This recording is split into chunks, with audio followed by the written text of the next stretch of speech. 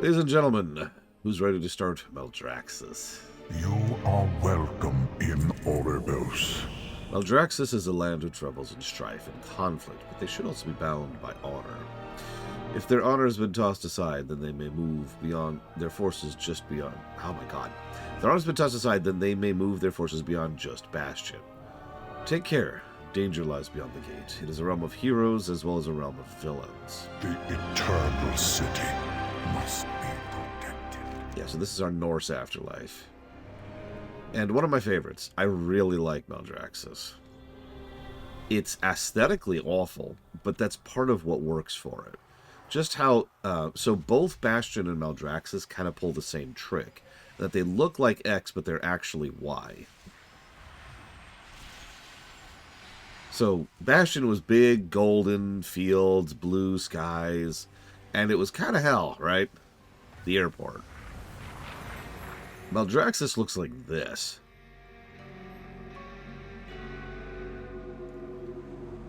We've got this kind of polar, greenish fog over everything.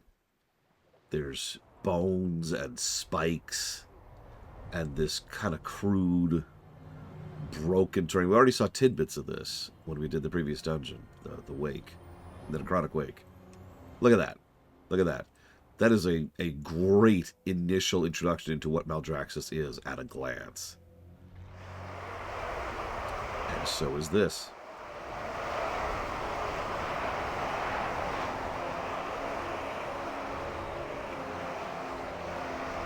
Oh, it looks ugly as hell. It's going to get a lot of visual positives. Because it's so well designed. Hi, Brigwin. Keep training! If you want to Maldraxxus, why are you still in here? Grab a blade and enter the arena! So we walk in here. We've got blade-sworn combatants. We've got stitched pit fighters who are bugged graphically. Check that out. Oh, yeah. That's Shadowlands right there. In one picture. In fact, I'm going to take a screenshot of that. Hang on, let me pose here.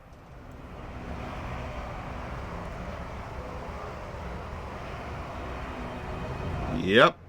That's Shadowlands. In one picture. It really is. Like I said, there's just such an obvious lack of polish that isn't a big deal, but it is a constant element throughout the game, throughout the expansion. We've got skeletal competitors. We've got... There's another one. Bladesworns. We've got necromancers who are competing by actually having their summons fight, which makes sense. Yeah, sure. So what it is... Oh, God. I actually remember how this works. It's when the geometry is painted on one side but not the other. So you just see through it, right? Now, this makes sense. Most geometry is only painted on one side. For example, where's Bragwin? Oh, we'll use this guy, actually. If I zoom in here like this, as you can see, I don't see most of his interior textures, because there's no reason to render the textures on the interior, right? That's just wasting cycles. So that makes perfect sense.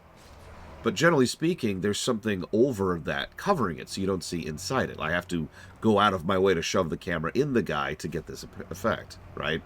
So that's normal and fine, and there's nothing wrong with that. Yeah, exactly, Mr. Red. But if that texture is missing or wrong, or it's painted wrong or cold wrong, as you can see, we can just see in. See? I can even do it the other way, see? That's all. This is a really, really, really old technique. This goes back to, like, the N64 era. Okay, so... Here to compete, mortal? Well, why aren't you out there fighting? Fight well, gladiator. What's this? You fly no colors. Where's your pride in your house? Bah! Stroud has left us with slim pickings indeed. If this is the best Maldraxxus can muster. I remember the old days. Strongest souls arriving, being divided amongst the 5 houses. No matter. The tournament beckons. Enter the arena. Fight for glory. By the look of you, it's likely you won't last long. Try to make a name for yourself in the time you have left. Champion, fight well. All of Maldraxxus is watching. Probably, Thor. Excuse me. Oh, hello, Mr. Floyd Pinkerton. It can also literally just be a misaimed value. I don't actually remember if WoW does that, now that I'm saying that out loud.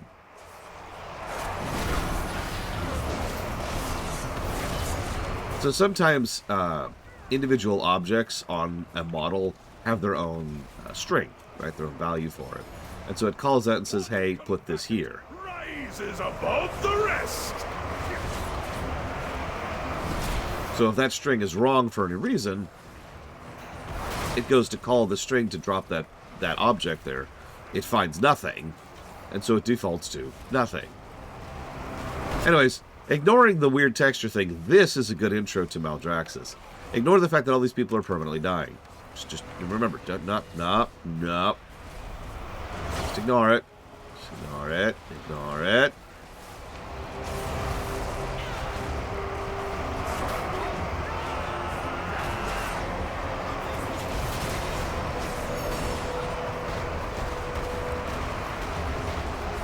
One combatant rises above the rest. Yeah, like, part of what I like about Maldraxxus, I'll tell you right now, is that it's not just undead Stovacor, although it is, obviously, but they play with the idea of it being undead. In other words, one of the things that tends to irritate me a little bit is when a fiction will introduce an idea and then not go past the surface level. Thus, contrarily, one of the things I really like is when they introduce an idea and really think about what that means for that particular setting. It's the Klingon Afterlife, G. Palmer.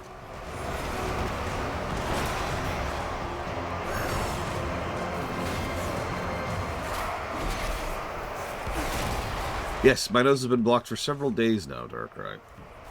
So I've been having trouble sleeping. I actually didn't get to bed last night until 6. Another challenger falls. Not for lack of trying. Okay, I keep getting the elites.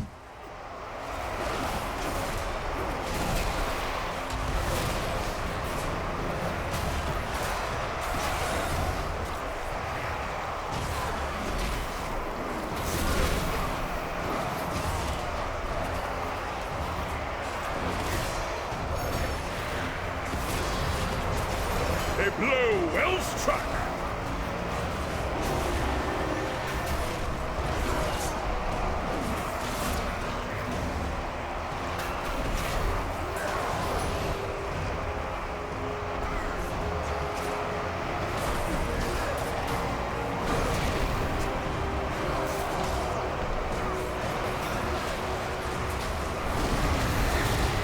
Another challenger falls.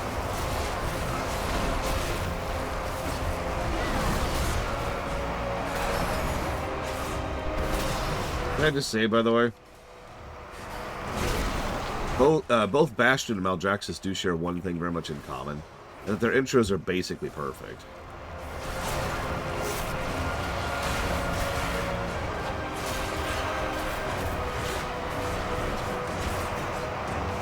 I mean that. I'm not being hyperbolic. Yeah, I saw. That guy actually has the spikes there, which is what was supposed to be there. Do you see those spikes on his back?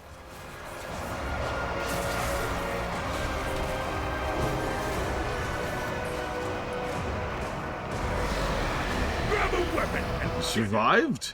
Really? I admit that was unexpected. never I'm surrender. impressed you made it this far, but don't get too full of yourself. Most of the fodder you plowed your way through were amateurs at best. Only one combatant will leave this arena a champion. Each of the three houses, great world building, has fighters in the field. Most merely seek to test their own limits and earn a bit of favor. Only a few have a real chance at claiming victory. Prove your Now we gotta kill elites.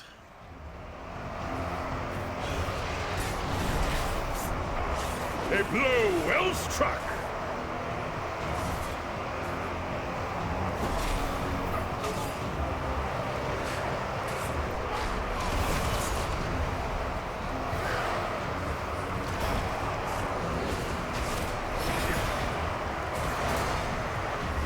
We'll get to Ardenwield's intro probably not today at the pace we've been. My fault for having trouble sleeping. I apologize. We're actually, despite the fact that it's been several days, we haven't actually been streaming that long, so we're not that far in.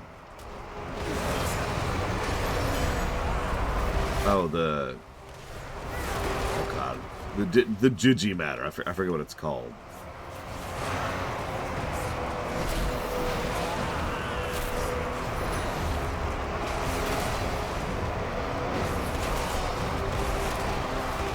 One combatant rises above the rest. So notice we get an ability Ritualist favor, and then Bladesworn's favor. And there's also the third favor, which I forget the name of, but kind of giving us a little bit of an early insight into the 3 houses.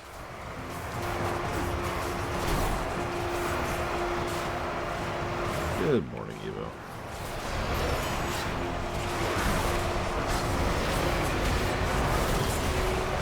One combatant rises above the rest.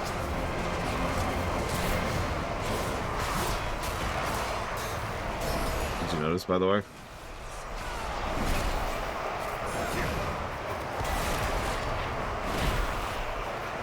Okay. Scooch here. Yeah, this week has been unpleasant. Got some fresh meat today. Still walking on 2 legs. My hopes for you are rising.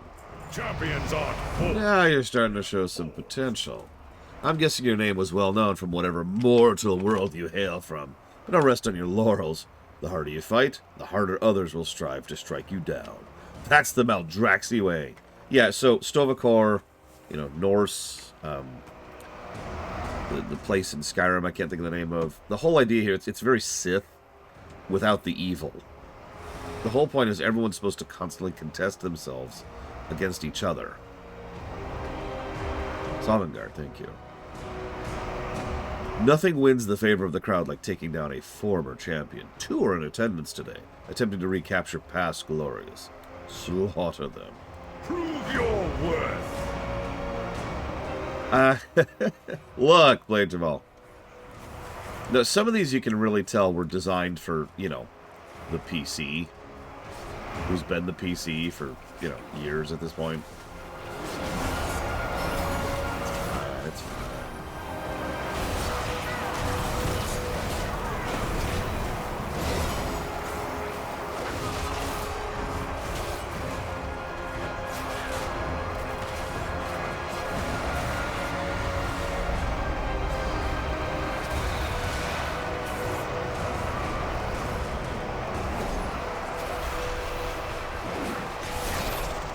Probably Mr. Red. They really like their mortals, and this is a pretty voice-acted expansion, too. No, Evo, why? Why? You didn't say not to bow!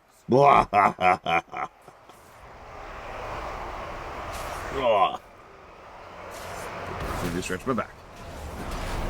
Do bow. That is not my donation list. You cannot stop the bow.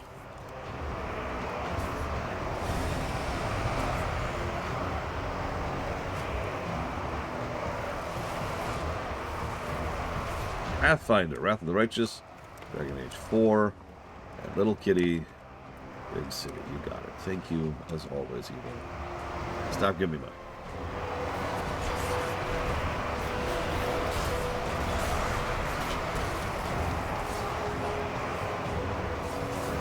Oh, that's actually a really good question, Blade Jamal. I suppose the answer is, of course, it depends. The strong survive, and the weak are cold. Yeah, there's Maldraxxus in one sentence right there. I should mention that by the numbers, Maldraxxus is one of the most populated. Like, really think about this for a second. So you are someone who is servitude. You exist to serve. So you head to Bastion. Not a lot of people here. Now, we saw a bunch of people, but that was 2 years of backed up people. We probably saw as much people in all of Bastion as we're seeing in this arena alone. Because, you know, you've also got the option of you were evil, that's Revendreth, or you are a spirit of some kind, in which case it's Ardenweald. But Maldraxxus? All you have to do to come here is to be competitive, to enjoy that kind of competition. Of course this place is glutted with people. Nothing sweeter than the sound of combat. Clear the arena! The final clash is about to begin! Oh, and then there's the other infinite places that definitely exist. Here to compete, mortal?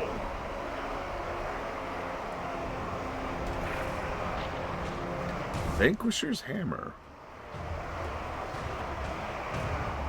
This is it, final event of the tournament. These two Maldraxxus gladiators have cut down challenger after challenger. Now the only left is to slay one another. Only two gladiators remain. One legend will grow, and the other will end. Did you notice we're getting bigger and bigger, by the way? That's why our movement speed is so slow. That's the favor of the crowd there. And I think, yeah, Rising Champion as well.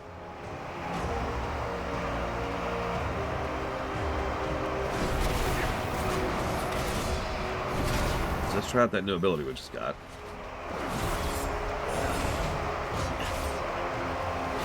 That was pretty boring for abilities.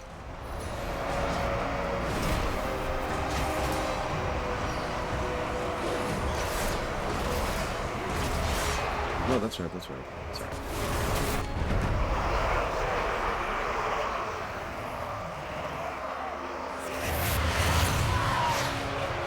A victor emerges.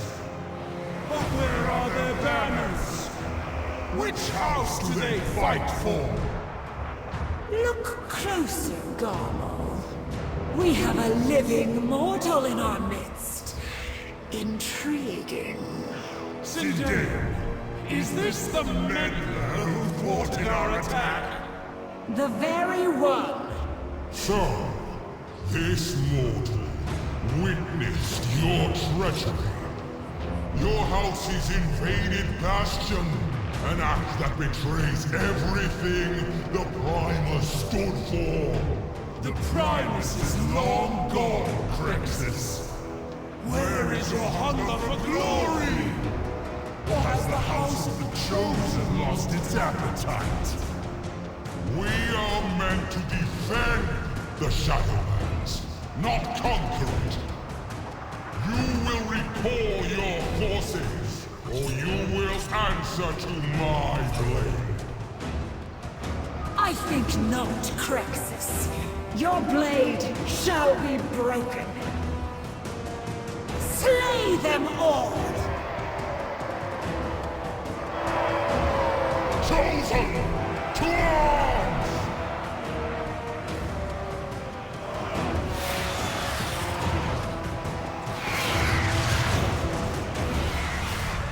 Leave none standing! Outsider! Hold on. We are getting out of here. Hello, Draka. I am Baroness Draka. The House of the Chosen stands with you.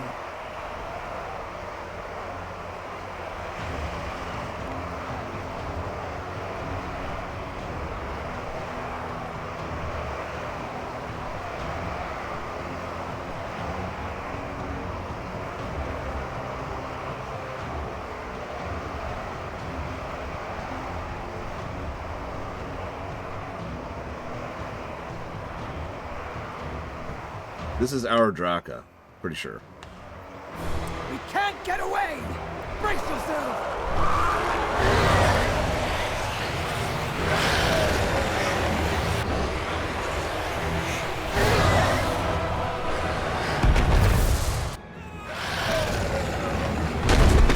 They're still not perfect, but you could see how the in-gameplay cutscenes have actually gotten a lot better. Especially since the awkwardness of BFA. Wake of Ashes.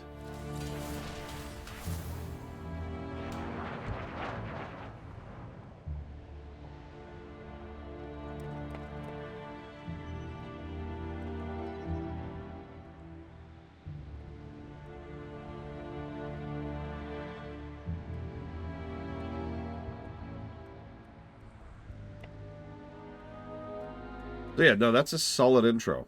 Legit.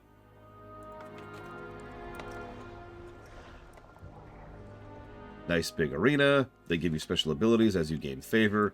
As you kill more things, you actually get higher stats in order to make going through it quicker and easier. So it isn't the kind of a slog that it easily could be. Kill 30 things, then kill 10 elites, then kill a boss. Should be a slog, but it's not. Because they give you all those buffs, and you give the abilities as you grant favor. Or as you gain favor, excuse me. Usually for killing someone else's elite. Then, right off the bat, some surprisingly well-written good exposition. The 3 Margraves show up to be like, hey, you did it! Congrats! And you get the immediate idea. The leaders of the 3 houses show up to award the champion, sure. They immediately start talking smack because we're the ones who stopped their attack. Which the 3rd guy, who we haven't seen before, immediately jumps on and says, so, you admit your treachery openly. And then the 2 talk smack a little bit back and forth, and civil war. All that happens in like 30 seconds. It is very well constructed, and it's very indicative of what's going on plot-wise and what's going on with the Maldraxxus in particular. And then we're rescued by Thrall's mother. Always ready for battle. In ages past, the Primus founded the tournament to showcase the might of Maldraxxus. Today it sparked all-out war. Our enemies surround us. Stay off the main road. Stay off the main road, that's new. This trench is strewn with the remnants of countless attacks upon the seat of Primus by the forces which threatened the Shadowlands. Each time Maldraxxus claimed victory. Now scavengers pick at scraps in hopes of buying their way into one of the 3 remaining houses. In these desperate times, we must gain every advantage possible over our rivals. If we arm these scavengers, offer them a second chance at glory, we can bolster the ranks of the Chosen. Come! This is our only path to the House of the Chosen. Oh yeah, by the way, unironically, Deborah Wilson is one of my favorite modern female actresses. Like, top 5 territory. Thrumka! She's up there with, I think it's Jeremy Leah. Hang on.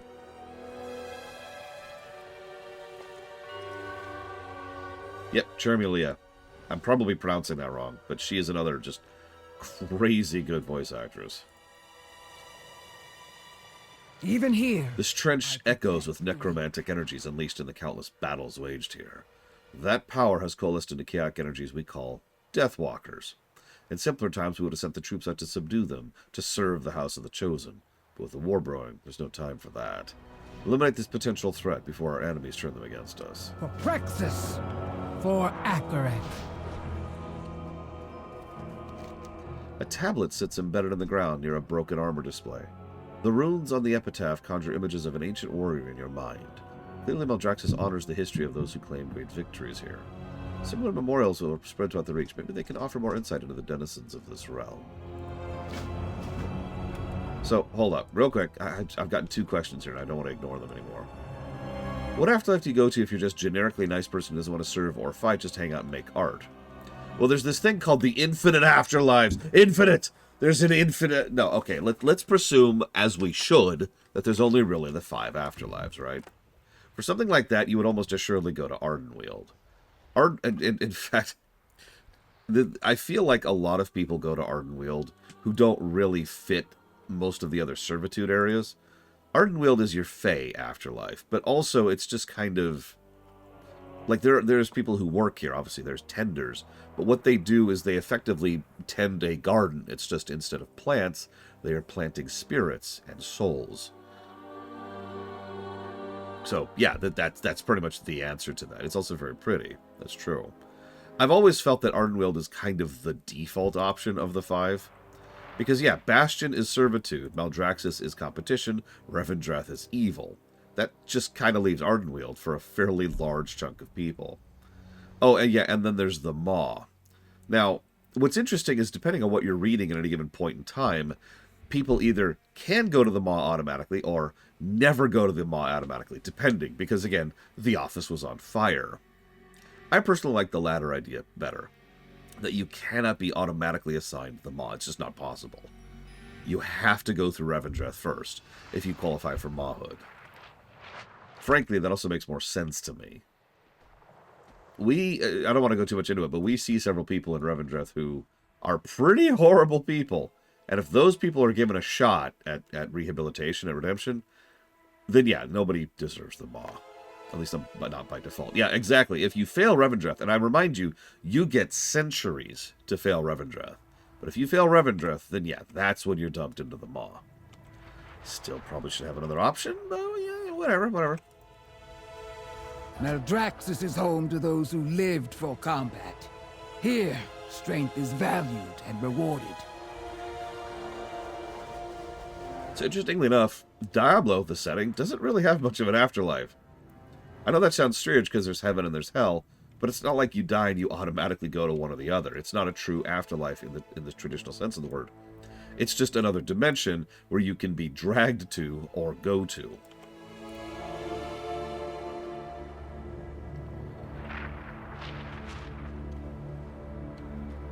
So, I mentioned the X but Y thing earlier.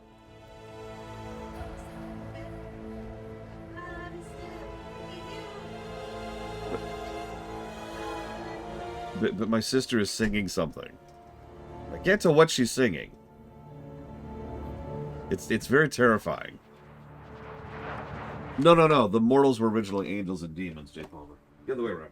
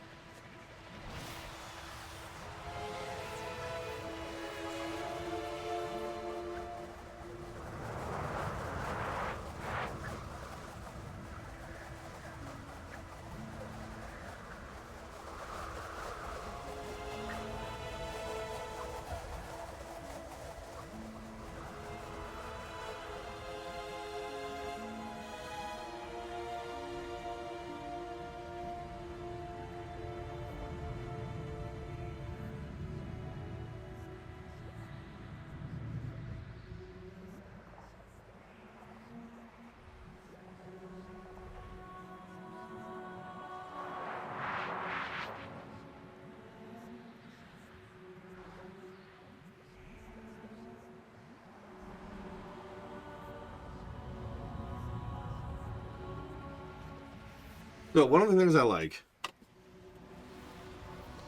about Maldraxxus, yes and no, respectively, Attitude, and yes, Evo, is that I don't even know how to explain why this appeals to me. It just kind of scratches an interesting itch. It's a scavenger realm. Like, we're literally seeing this right now, but we've already heard tidbits of it, both in the previous area and in here. Nothing goes to waste, and so everyone is constantly salvaging and scavenging everything. Metal, chunks of earth, body parts. Doesn't matter. If you're paying attention, one of the primary goals of the raid earlier on Bastion was to claim Kyrians, the people, and drag them back to use them as parts.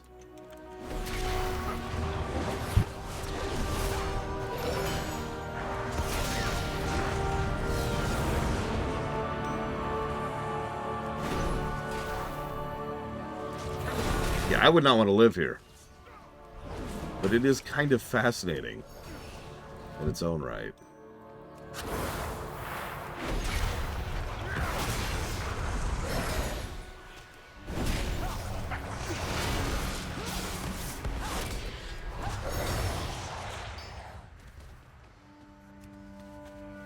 Also, if we're being honest with ourselves, in a setting like Warcraft, a lot of people probably end up here. I mean, obviously they literally do. I just showed you the frickin' arena, but, I mean, come on. Depends on the kind of necromancer you were, T-Zuler, but, like, if you were a Cult of the Damned necromancer, you'd be going straight to Revendreth.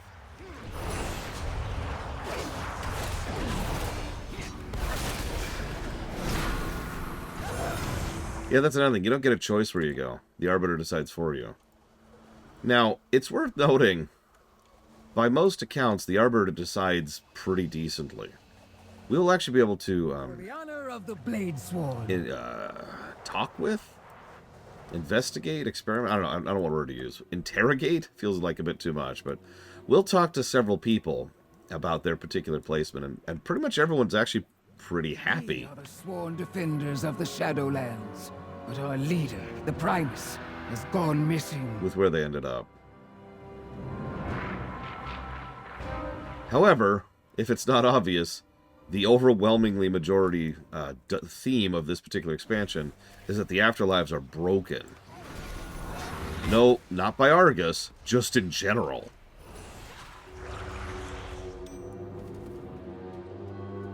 So yeah, let's change how the afterlife works, shall we? We actually talked about that primarily yesterday, but I can talk about something else. Let's see. So, the Nerubians apparently took most of their inspiration from here, somehow. And thus, when the Scourge architecture, which was based off of Nerubian architecture, was actually based off of Maldraxxian... Look, I don't know. Don't look at me.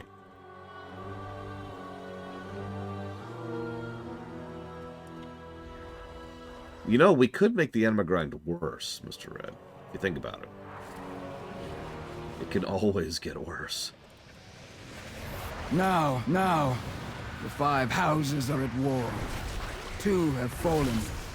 I won't let the Chosen be next. Well, you see, Mr. Floyd, one day, the Nerubians were going to the bathroom, and they looked down into the toilet and were like, "Aha! Behold the Shadowlands!"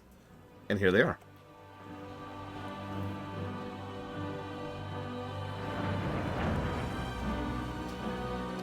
Lady Quinby, House of Rituals. Her sorcery knew no equal. She spoke words of power, and her foes crumbled into dust. Though her phylactery was destroyed, she defended the Shadowlands until her final moments.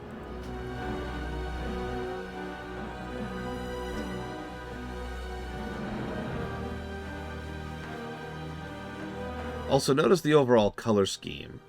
Back in the Bastion, we had dominant, like, soft pastel yellows, purples, and blues. Here, it's this kind of dullish, greenish gray for the bone. And then, of course, the Maldraxxian's color of undeath, which we've been pointing out since BFA. And then just kind of that sort of miasma vibe, right? And that's the colors of Maldraxxus. It does get a little dull on the eyes, I'm not going to lie, but it does fit the place very well. By the way, this quest I'm doing right now very much sucked at launch. Because none of this crap shares. And there were a lot of players running around trying to scavenge weapons. Oh no, they were summoning from Northrend. The whole idea, after the retcon, is that the Scourge took their ideas from Maldraxxus, so the Scourge are Maldraxxus Light. If you're paying attention, that makes the Scourge, you know, the Scourge, one of the greatest threats the planet has ever faced, just, you know, the cheap Kmart version of Maldraxxus.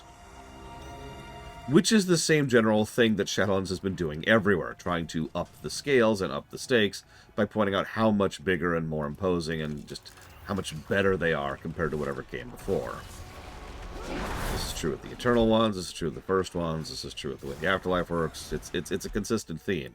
They were really struggling at this point in time, and so they went with the default option. Try to up the stakes. Oh yeah, well, I know you were placing a +5 earlier, but now you're placing a +20. Raquel the Vile, House of Plagues. His concoctions poisoned all who touched them. He melted flesh from bone, filled lungs with bile, and struck fear into the hearts of steel. Few have ever created such potent weaponry.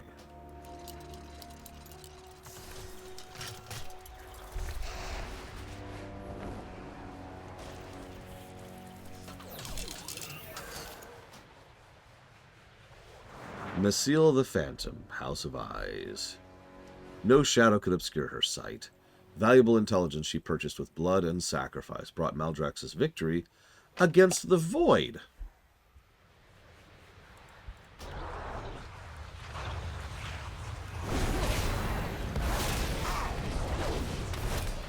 Yeah, that Void invasion's going to keep coming up, by the way. How goes the fight? Every defeat is a lesson. In the name of the Primus, strength and honor. Yep. Even here, Bone NATO. Bone NATO. strength comes from the heart. Many strive for greatness in Maldraxxus. Few truly achieve infamy. Let's see if our names will one day be remembered. Every defeat is a lesson. These would-be recruits seek a way to prove themselves. Let's give them a chance. The Spectre, known as Malefice, has grown in strength by consuming our anima reserves. In this time of drought, we cannot afford to lose any of our most precious resource. This threat needs to be dealt with immediately. In the name of the Primus. And yet, there it is again, the drought and the void invasion. Pay attention, those are going to come up constantly.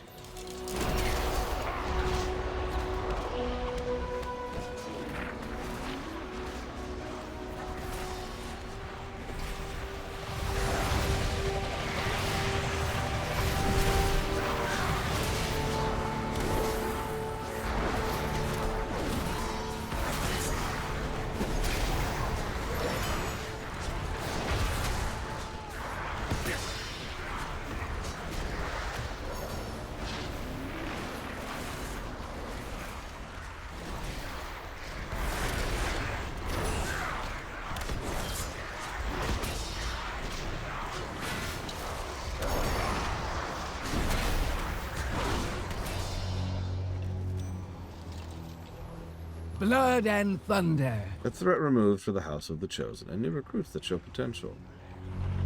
Good work. Strength and honor. Oh, this is very Necrolord. Arming a bunch of scavengers and telling them to go get a chance at reclaiming honor. That's Maldraxxus to a T.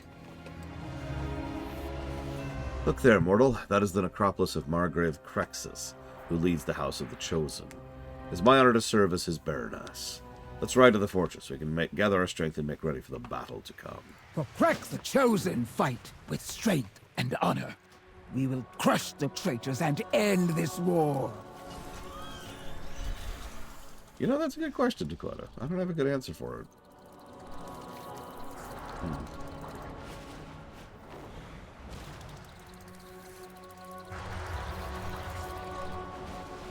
As I say, it's usually undeath or killing, like direct killing.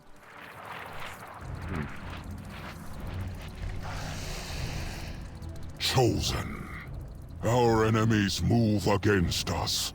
War is at hand, and victory will be ours. Sure thing, Bane. How did you know? Bane, dude.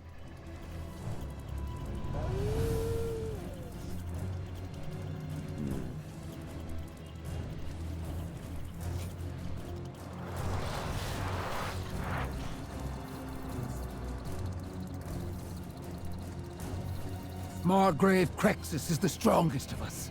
Show him no fear, only respect. I mean, come on, we've got molten forges, metal chains, bone. You did well to pull the mortal from the arena. We could not let our enemies take them. They have shown resilience and strength, qualities we need in these dire times. Agreed. Put the mortal through their paces. Then join me in the necropolis. We have a war to wage.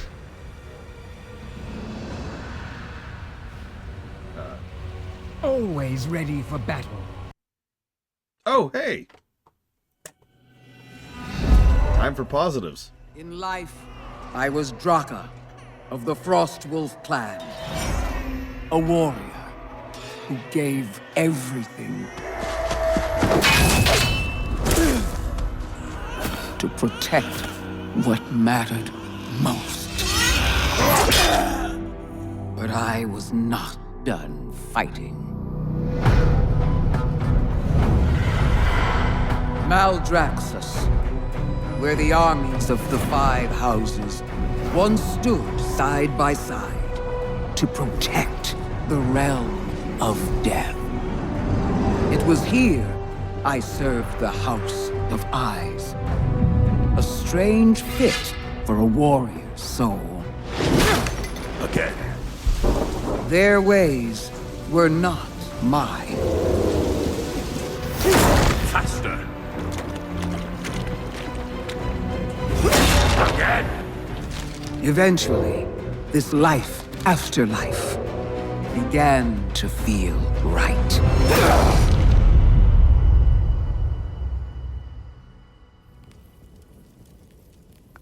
The House of Plagues lies in ruins. 1/5 of Maldraxxus wiped out. It's hard to believe they could be so careless. Perhaps they weren't. No matter what happens now, Maldraxxus must stay true to its purpose. For if we fail in our duty, the Shadowlands will fall. I believe the House of the Chosen still stands with us, and I trust you to deliver this to Margrave Crexus. Now, go. Andraka, be watchful.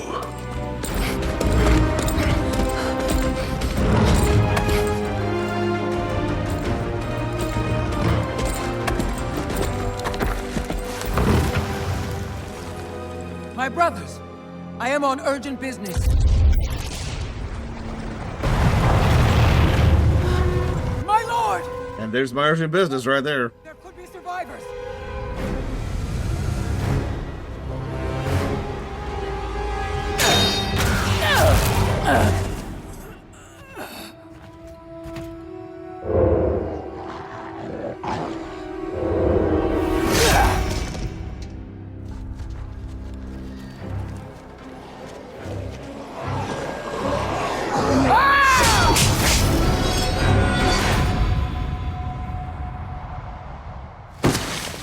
So, these are the traitors you spoke of. I would not let such Urgura prevent me from delivering my lord's final message.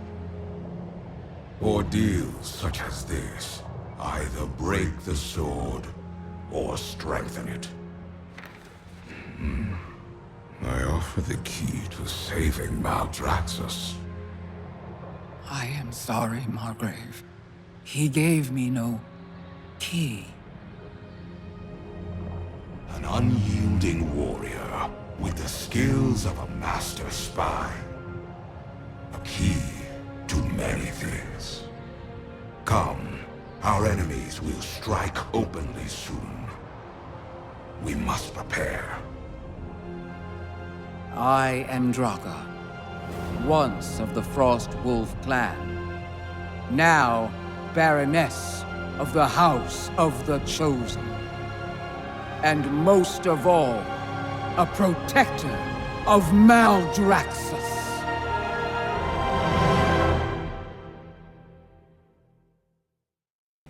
Yeah, I noticed it was a different voice actor too. Every soul must Here, listen. earn their place. Maldraxxus exalts the strong. You did well to pull the mortal from the Oh, arena. he's repeating. He's repeating. We could not let our enemies take them. They have shown resilience and strength, qualities we... Look around you. This army is all that remains to defy the treachery of the other two houses. I must regroup with the Margrave and discuss strategy. War will soon be upon us. I would ask that you prepare for the coming battle alongside the rest of our forces. We cannot afford a single soldier to falter. Seek out Baron Viraz. He has earned countless victories from Maldraxxus. I fear his blades will soon be turned on our former allies. Only the strong... Don't keep Viraz waiting. He's not known for his patience. Yes, this is Thrall's mother, not Thrall's wife. I'm not a fan of Thrall's wife, and I never have been. Yeah, I'll jot down how many positives I think that really deserves later after I do some cross comparisons. But yeah, it's very well animated, as they all are, and that might be it. Maybe put some question marks there. Dragasku. The battle awaits us, soldiers. Ready our defenses! One other interesting comparison of the afterlives, and something that's totally not Titan, is each of them have a very strict hierarchy. Have you noticed that? Over in the Bastion, I forget the exact order, but it's like there's the Archon on top of everything. The Archon has the Paragons have their hands, and the hands go down to their, I think it's the Ascendant below that. It's very structured. And there's each of the different houses. There's like the House of Loyalty, there's the House of Purity, House of Courage. I forget all of them, but you get the idea. Up here, hey, Maldraxxus. We have the House of Rituals, House of Construct, House of Ice, House of Plagues, House of the Chosen. Each one of them has a Margrave on top who has their barons immediately below them. Again, very structured. Now, Ardenwield's different. We'll get to that. But, spoilers, Revendreth has the same general concept of that structure. And, once again, really feels very, very Titan. Speak, soldier! Back to your post! Those spineless traitors are fools to challenge the might of the Chosen!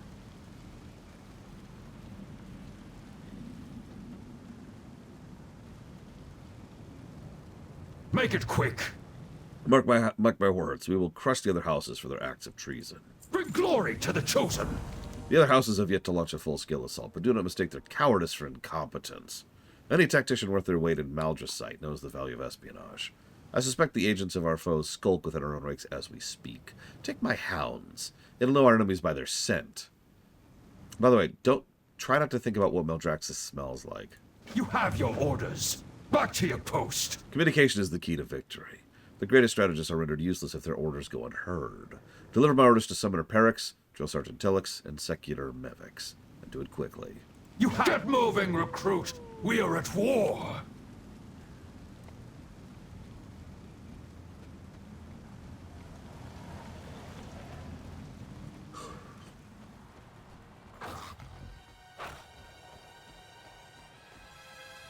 I do agree with Ismira Star. So, let me share another reason. We actually talked about this, but I don't think we've talked about this with regards to Shadowlands in particular.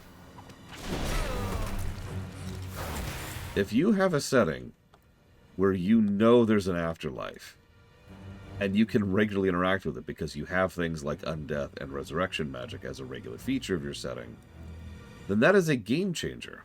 That completely changes how your setting operates. Now, that's fine, and some interesting and fun stuff can be done with that. But that's the point, isn't it? You will not compromise my position!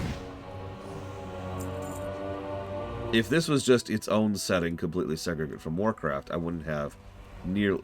What, Mr. Floyd? I wouldn't have nearly as many issues with it. But the problem is, resurrection magic exists in this setting. Undeath exists in this setting.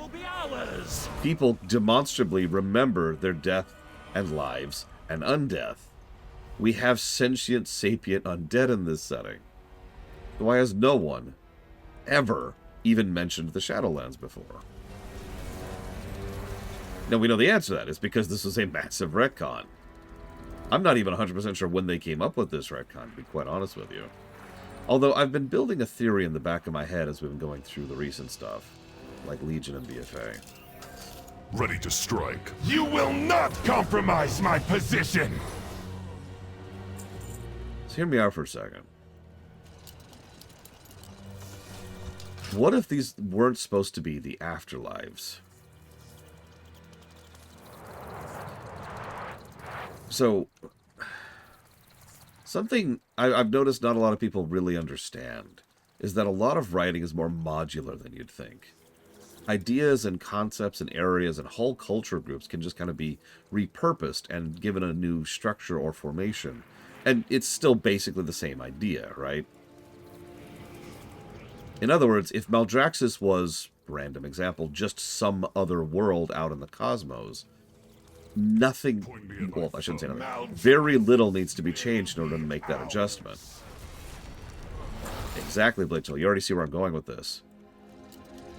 It would be interesting if these were just, I shouldn't say just, that's dismissive, if these were ideas that were put together for other worlds out in the cosmos. Something that, once again, we know they've been wanting to do since BC. and did in Legion, and will do again in Dragonflight. I will know your secrets. So yeah, if instead of these being the afterlives, these being other worlds that are connected to death for whatever reason, or connected to the events of Sylvanas' plot, all of a sudden this makes a lot more sense. It also ejects one of the bigger irritants for me personally, which is the fact that people who die here are supposed to stay dead. They don't. Sometimes. My blades are new orders! We march to the west! Move out!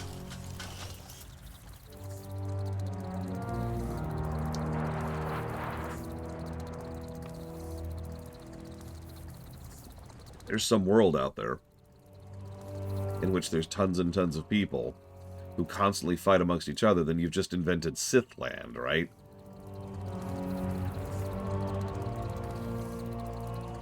And I know what you're thinking, but then what point does Draka have being here? See, that's the other thing.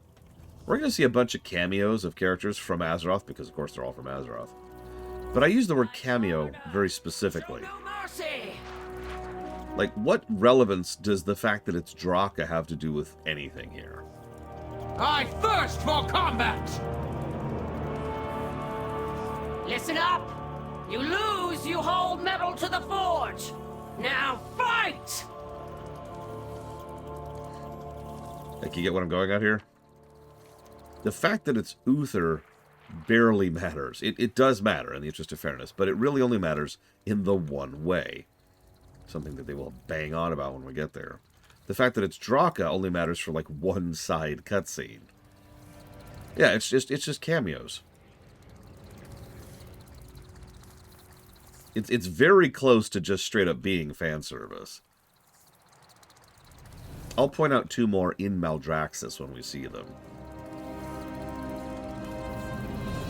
There's one who's interesting in Revendreth, and there's one who's interesting in Ardenweald. And I'll give both of those credit for being more than just simple member berries. Yeah, we actually already saw her. She's up here in like a little side area you can just go to by yourself. She's just hanging out there, mass murdering people. You would make quite the... More orders? What now? Summon Mortanis? In this drought? Preposterous! You there! Tell the Baron to scrounge up some anima if he wants his bone guard. As you command.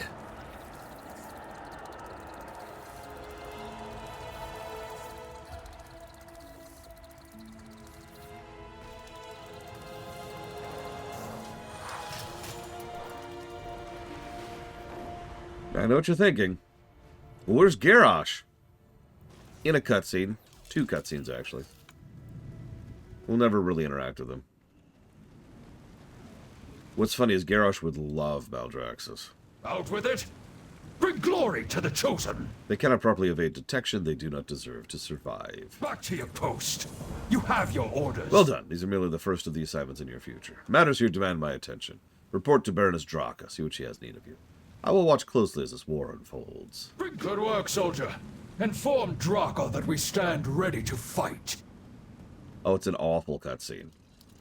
I know I pointed to the missing spine texture earlier, or sorry, mesh, as an example of just how Office on Fire Shadowlands was.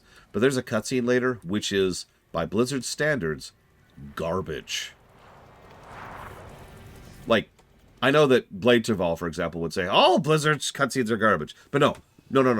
I'm sorry. Blizzard's cinematic team has not only been consistently good, they've been consistently improving over the years. Each expansion getting a little bit better and better and better. And then out of nowhere, we're going to see a Garrosh cutscene, which is just going to be laughable.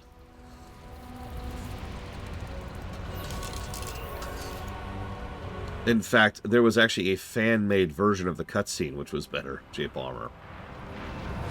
Blood and thunder. Because WoW models are long since extracted objects and skeletons. So people make all kinds of machinima with WoW stuff. Even here, I protect the weak. I apologize for how I'm yawning. Again, I have not slept a lot last night. Margrave Crexus was pleased to hear of your service to our house. He senses great potential within you.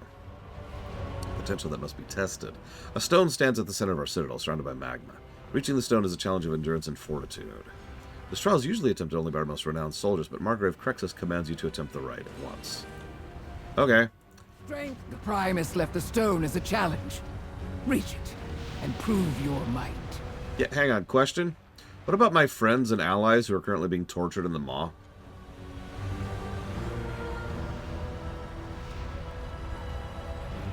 I'm pretty sure Huthor likes that cutscene. I would love to hear why once we get there. Done! Whew! Oh, man. That was rough.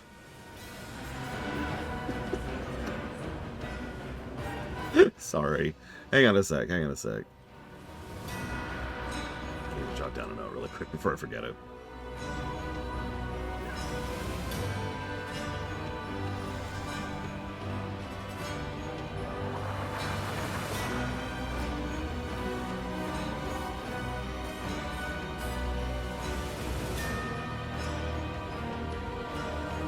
Yeah, meanwhile, Bragwin, who is an earthen, is just chilling in the fire there. Like you do.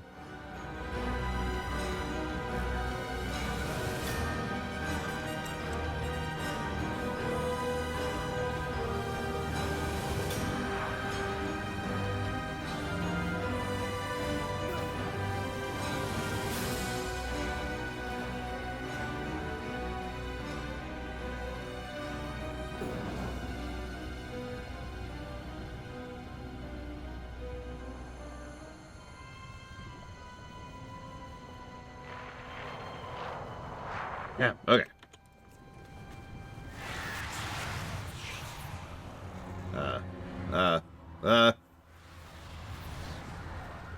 The realms of death awash in darkness.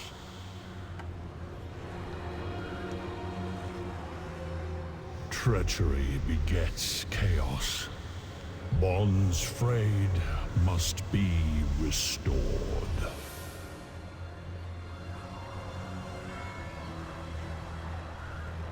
The key shall honor the worthy. So this is the Primus. He's the Eternal One, excuse me, of Maldraxxus. And let me tell you, his dick is so big. Actually, the Primus kind of irritates me for several reasons. Because he's one of... okay, this is going to sound awful, but bear with me for a second. He's Grand Admiral Thrawn when he's written badly. He's just smarter than everyone else, and 5 steps ahead of everyone else, and constantly on top of things, except when he needs to not be.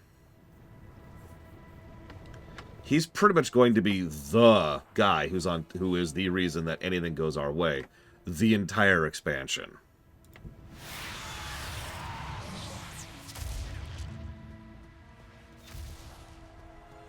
How goes the fight? A blade with no hilt. Strength. We might call it a rune blade. Yeah, we're told constantly that he plays 5D chess. And that he's just way, way, way, way ahead of everyone else on every level. He invents a new type of magic. I don't mean like, you know, I'm going to make a fire horse that dances. No, I mean he invents a concept of magic, for Christ's sakes. And that blade was forged by the Primus. How long has it been hidden in that stone? Loktar. Of all the souls who have reached the stone, only you discovered its true purpose. I am no zealot, but clearly this is a deeper meaning. It would be wise to investigate this further. Find Bonesmith Hermir at her forge. She's the most renowned smith in Maldraxxus, and the last remaining apprentice of the Primus himself. She'll know what course to take. Only the Hermir was once the Primus's apprentice. She might know more about the blade. Well, if we're to assume that Maldraxxus is still an afterlife, which, to be clear, I'm against, and we're to assume that we have to have a member bearer's character here to be, you know, a part of this, Draka fits. I don't think she's a bad choice at all. I just think that she's verging on member berry. She's not quite there, right? There's a fine gradient between fan service that's like and fan service that's actually irritating, and it's right here, you know. This had better be good. Ah! Can't you see I'm busy? Is that? It can't be. Also, Lillian again. This was the cause of all that commotion. A blade and a message from the Primus himself. Whatever his reason, a blade's no good without a hilt. Time to get to work.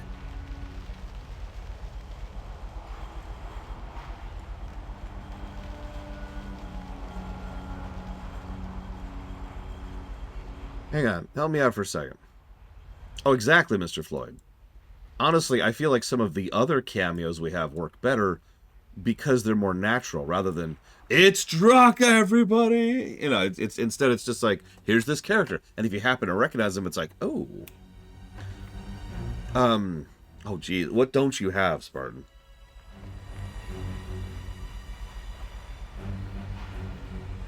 It's an interesting idea, actually, Dakota. Making death magic powerful but costly. Now, that's basically what Fel is in Warcraft. But that could be death magic in another setting, right? Powerful but costly. So hang on. We've got Anduin, Bane, Thrall, and Jaina, right? That's 4.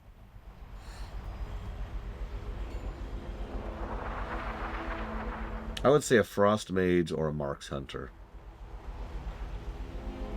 That's true, Dakota. Jaina feels like she fits the Bastion the best. The Bastion's whole motif of forgetting your past and letting go of your memories is the kind of thing she would find very tempting, but I think her arc there would ultimately be rejecting that concept. Thrall is very clearly Maldraxxus. This contrasts and grates up against his overall concept of honorable battle and the noble warrior aesthetic, which he's been pushing for since Warcraft 3, arguably since Warcraft 2, right? Like, his whole shtick is that he was listening to the wrong teachers for a long time, and so having to confront that, really actually confront that, would be kind of interesting. So that's those two. But then you've got Anduin and Bane for Ardenweald and Revendreth. I'm not sure either of those fit that neatly.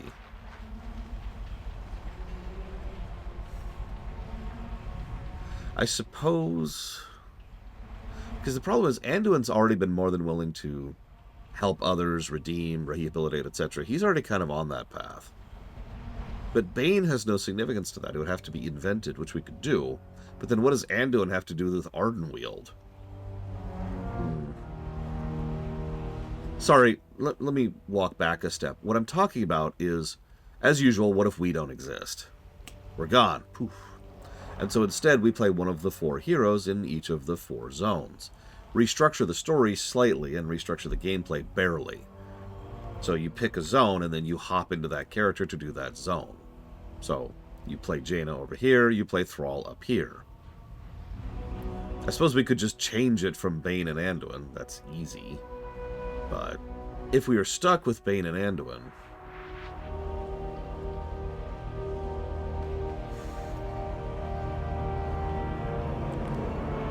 the more I think about it, the more I think Anduin would have to go with Revendreth, especially since he would probably be livid at the idea of the fake rehabilitation that is currently the problem in Revendreth. As for Bane, I guess we're going to have to invent something for him. He barely has a character at this point anyways.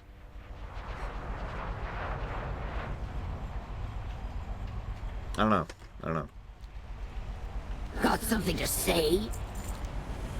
Good soldiers need good blades. A potent blade requires potent components. I know of something that would suit your needs.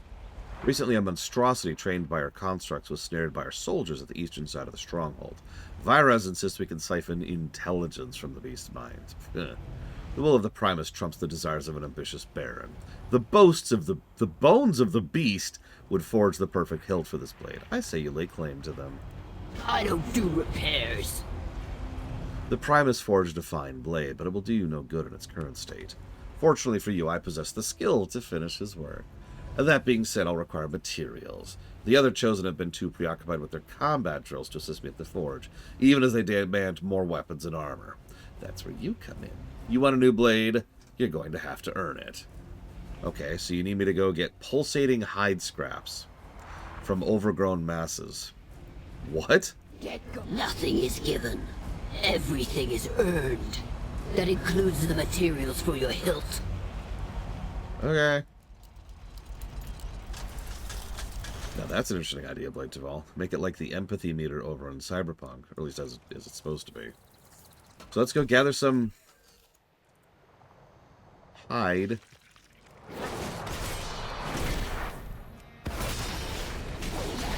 Well, I don't think too much about the fact that we're carving chunks of the ground to make leather. Don't think about it. Don't think about it.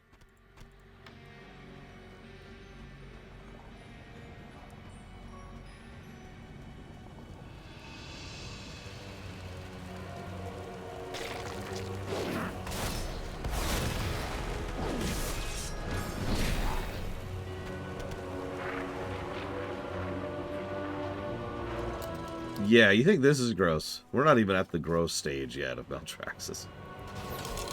Squelch, squelch, squelch, squelch.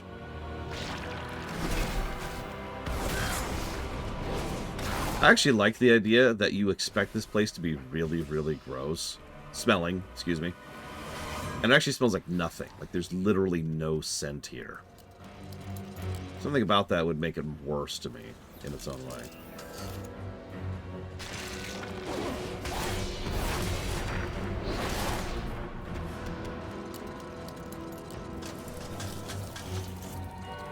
Is there an afterlife for the afterlife? So it depends on which minute of the story we're at any given point in time, Evo. But the answer is... okay, so there's no constructed layer below this. Let's put it that way. There's no afterlife under this. However, there is something under this. Hang on. What are those stupid things called? Devourers? Because they have a term for it. Give me a sec, give me a sec.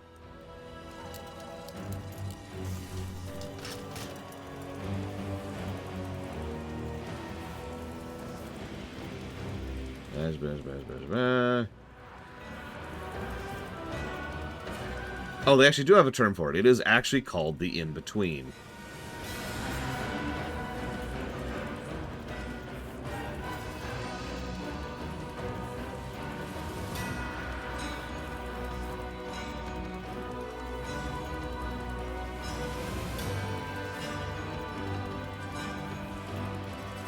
Wow.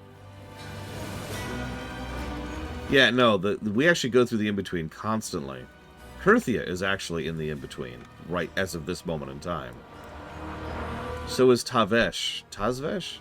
Tazavesh? The dungeon I've never done.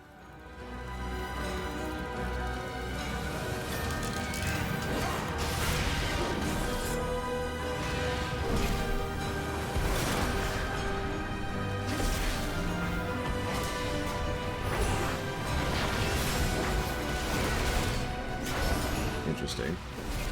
I should probably pay attention because this guy's actually doing some damage to me.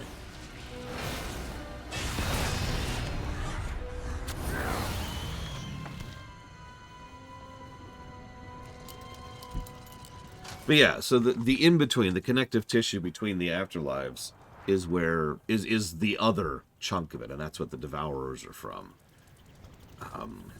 There's a lot of who knows when it comes to the Devourers. They feel a lot like an abandoned plot point to me, if I'm to be blunt. Like, they show up constantly, and they're always just kind of one of those background elements, you know? The kind of thing that they usually do to establish a new story arc, character arc.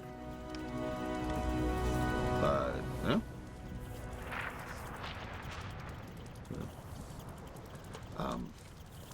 But instead, spoilers, they never really do anything with the Devourers.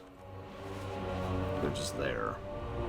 And yeah, we do know that Maldraxxus spends a lot of its time defending the various afterlives from Devourers.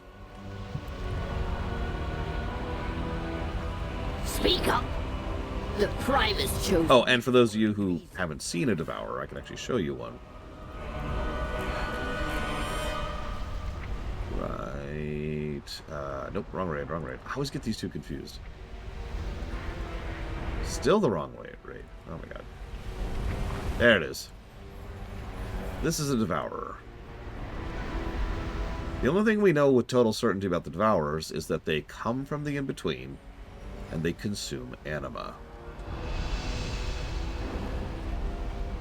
That's about it. That's what we get. Start talking or start walking. Yep. Every zone has Devourers, and there's almost always one part of the zone that has Devourers attacking it, like, say, down here. Let's name one example. Or, I want to say over here somewhere. I think it's down here. It's always at the edge of the zone. New requisitions? Yeah, I actually had a friend of mine compare them to, what are they called? The wild insects or whatever? From, Shadowrun. I'm using the wrong terms, but I hope you know what I'm talking about. Wield your weapon. I'll keep my hammer. Armor can't compensate for weakness. That's everything I need. Time to get to work. I'd stay close if I were you. Forging a weapon is never a simple task when the Primus's handiwork is involved. If you taught me anything, it was to expect the unexpected. If I made it, you can trust it. Well, are you ready to start or not? Need something for the Primus may have taught me a lot about the Forge, but I've learned a thing or two myself since then.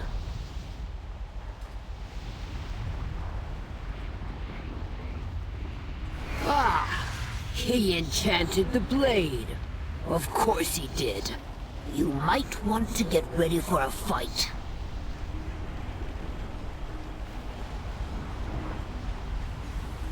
Apparently they're called insect spirits in Shadowrun. Don't research them too much, they're very gross. While I work. This is a test of your skills as well as mine.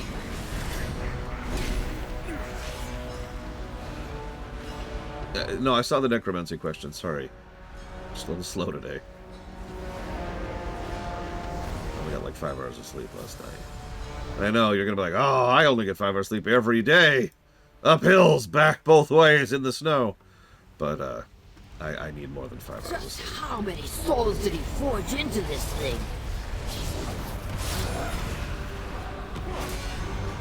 See, the thing is, they did something with the Silithid. But I digress. Alright, so, how does necromancy work in the Shadowlands? Raising the dead in the realm of the dead is just redundant. There's no transition, and that's true. The way they talk about it, excuse me, is that the necromancy is just another variant of death magic. It's specifically about repurposing Enchantment's final guardian. Vanquish it and claim your rune blade. repurposing existing materials, whether that's bodies or souls. Now that actually makes a lot of sense to me, because if you think about it, in many ways necromancy is kind of recycling magic. To rise above all others. Ah! Well, I forged it, but clearly you are the only one meant to wield it. Go on, then.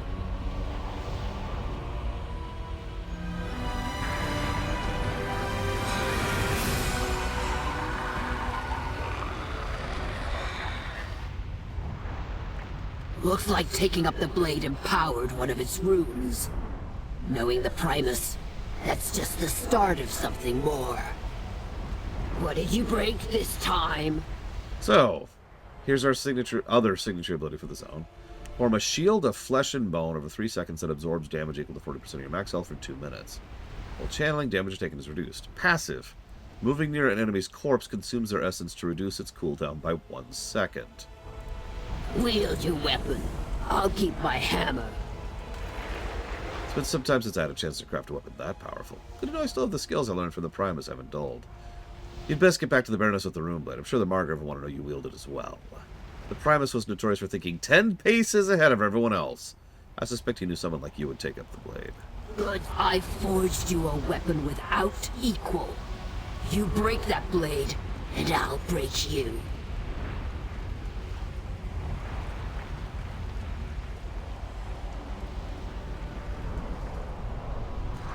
We'll call it Let's see.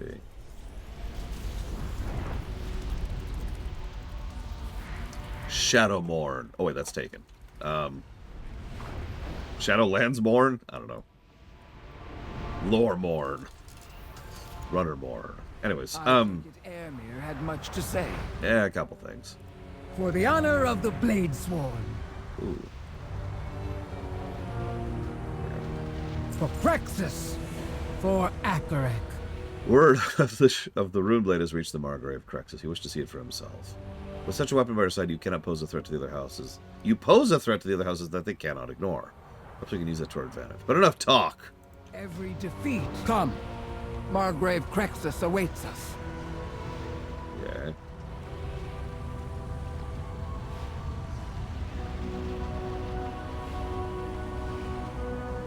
It would make sense, Montebrand, especially since we know the Devourers have been a problem even before the mechanism of death was broken. In other words, that they've always been lacking anima.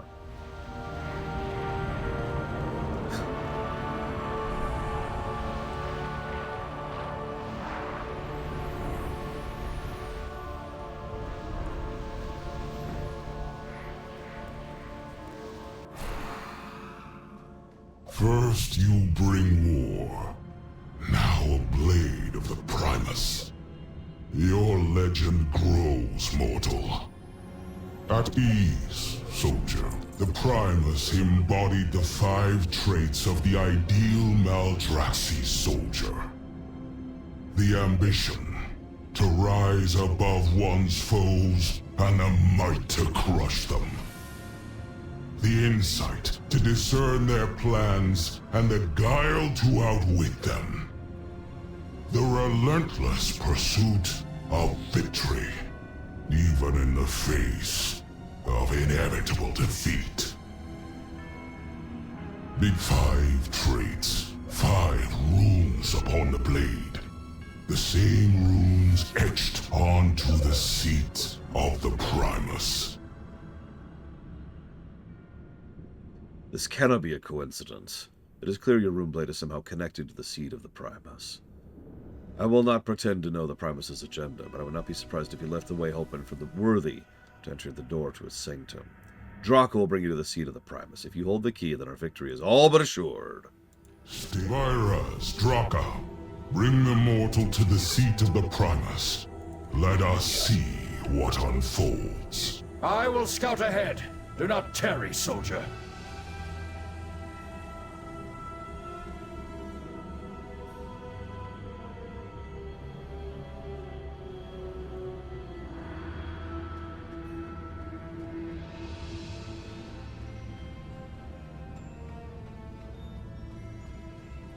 Thrumka, in the name of the Primus. No, I think Shadowbreaker works.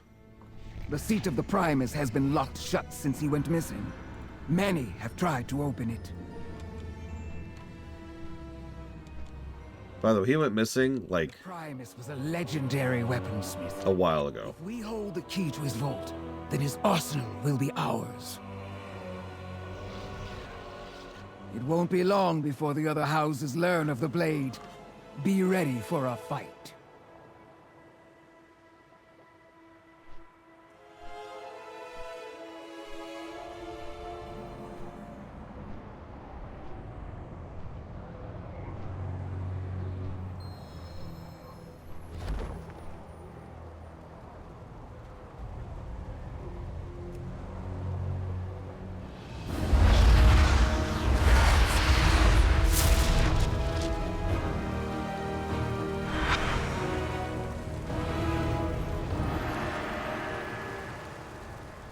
Crexus was right. We hold the key to the seat of the Primus. It will do us no good if our house falls in battle first. We must not lose focus on the war. Report to the spearhead, recruit. We have a battle to win. Strength and honor. How goes the fight? Each house in Maldraxxus has 2 barons. For the fall of my house, the House of Eyes, our Margrave sent my fellow baroness to investigate suspicious behavior in the House of Rituals. I have not heard from her since. Either she has found something, or has become a casualty of their treachery. Her orders took her to the Decay in the east. If you could find the Baroness, give her the summons. We were not friends, she and I. She's a formidable combatant. We could use her might. Even here, I protect the weak. House of Plagues was the first to fall in this conflict. We believe its demise was the result of a careless accident, although we know the truth sooner. But perhaps not all the knowledge was lost. Before you arrived, scouts reported signs of movement near the wreckage of their necropolis, with the best side character of this entire zone. Only the strong survive. Our forces at the spearhead are under siege from Margrave Garmel's vanguard. If Virus himself is leading the defense, then the situation must be dire. House of Construct shapes flesh to forge bodies for its forces. They were once an indispensable ally, but have become a fearsome enemy. For Crexus, Viraz is brash, but he's right. We need reinforcements. So notice the flow of the zone is completely different from Bastion. Bastion was a pretty typical roller coaster, I think is what Uthor calls it. So you go here, then you go up here, and then you go here, then you go here, and then you go up here, then you go here, over here, over to the Temple of Courage, and done. There's a few side quests that are in your path that then branch out a little bit, but that's pretty much the overall flow of it. Here, it's, okay, you can go here, here, or here. You pick, each one kind of blooms into its own particular area until it concludes back here, usually with another rune. If you're paying attention, there's 3 of these and we already have 1 rune, so we're going to have 4 runes by the time we finish this, which will lead to the conclusion. 1, 3, 1. Let's get the reference out of the way first, shall we?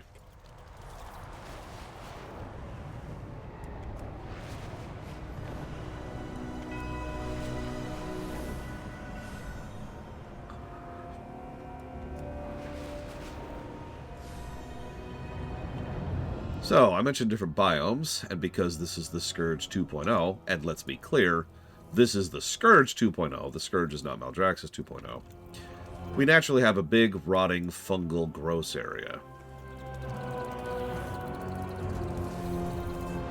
The actual name of this place is capital D, Decay.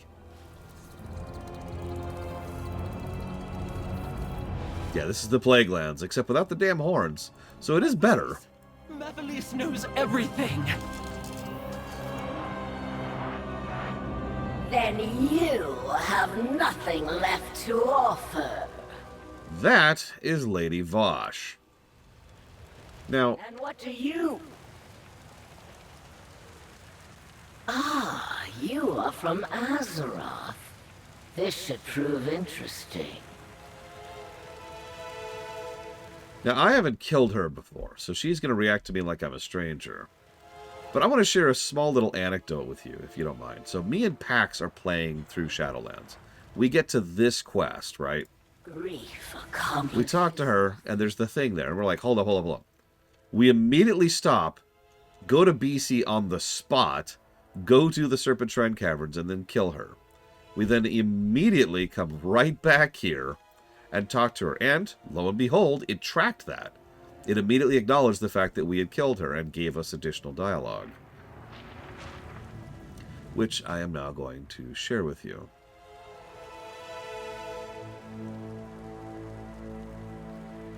Lady Vosh, what are you doing in Maldraxxus? The title is Baroness, little insert race. Are you truly surprised to see me? After all, you're the one who sent me here. My soul arrived in Maldraxxus shortly after you dispatched me in the Serpent Shrine Caverns. My aptitude swiftly earned me a place at the side of Margrave Akarek. I was his trusted hand, eager to execute his vision. He's only a memory now. The House of Eyes is gone, but I will not rest until I have my vengeance. I had always imagined the afterlife would be extravagant and beautiful, a realm all my own where I could dote and be doted upon. Imagine my surprise when I arrived in a necrotic wasteland, more barren than Outland and more hostile than Crushing Depths. Imagine my surprise when I liked it. This fight for dominance is more exhilarating than any luxuries could ever be. And based on what we know about Vosh as a character, yeah, that tracks. So like I said, some of these cameos don't particularly bother me because there's some logic here. But is she not here? Oh, I don't see her. I'll have to pay attention. Make it quick. Draka abandons us and then demands our loyalty? Unlike her, I will not leave my task unfinished. Lend your strength to my cause, and I will answer her pleas for help. Actually, yeah, Grom would have been a good pick as well. Do you need help? I think that's it. I stand ready. Be thankful I'm the one who found you here. Others in Maldraxxus may not have seen the potential in your strength. I do so enjoy. So if you haven't killed her, she says, must you wound me? I had hoped my work would carry weight beyond my death. Like you, I hail from Azeroth. I was known then as Lady Vosh, servant to Lord Illidan and Queen Azshara. Do not miss your mark. No, it really is Pillagers now. It's Valhalla. It's Stovokor. And very scavengy. And again, I've been trying to put into words why that works for me. I think part of it is that this idea of killing and rebuilding yourself and salvaging bodies and souls and material nearby to make new weapons and new bodies fits that aesthetic, doesn't it? Like, is that just me? For real. It just makes so much sense in my head that a place that is constantly at war and constantly vying for dominance would have some kind of catch-up mechanic, right? Would have something to enable people who lose to hit the, for lack of a better way to put it, to hit the loser's bracket and then try to pull their way right back up again. And of course, if anybody up top loses, then they could lose something literally, like literally lose an arm or lose a weapon or lose a portion of their essence or whatever, which can then be taken to push up. Yeah, exactly. You recycle or you are recycled. It makes so much sense to me. Because, like, most of the time you see this kind of Valhalla thing, and they just don't die, right? That's it. They just fight, and then they go, and then they get up the next morning, and they feast, and they go fight the next day. And that's it. That's how they make the loop.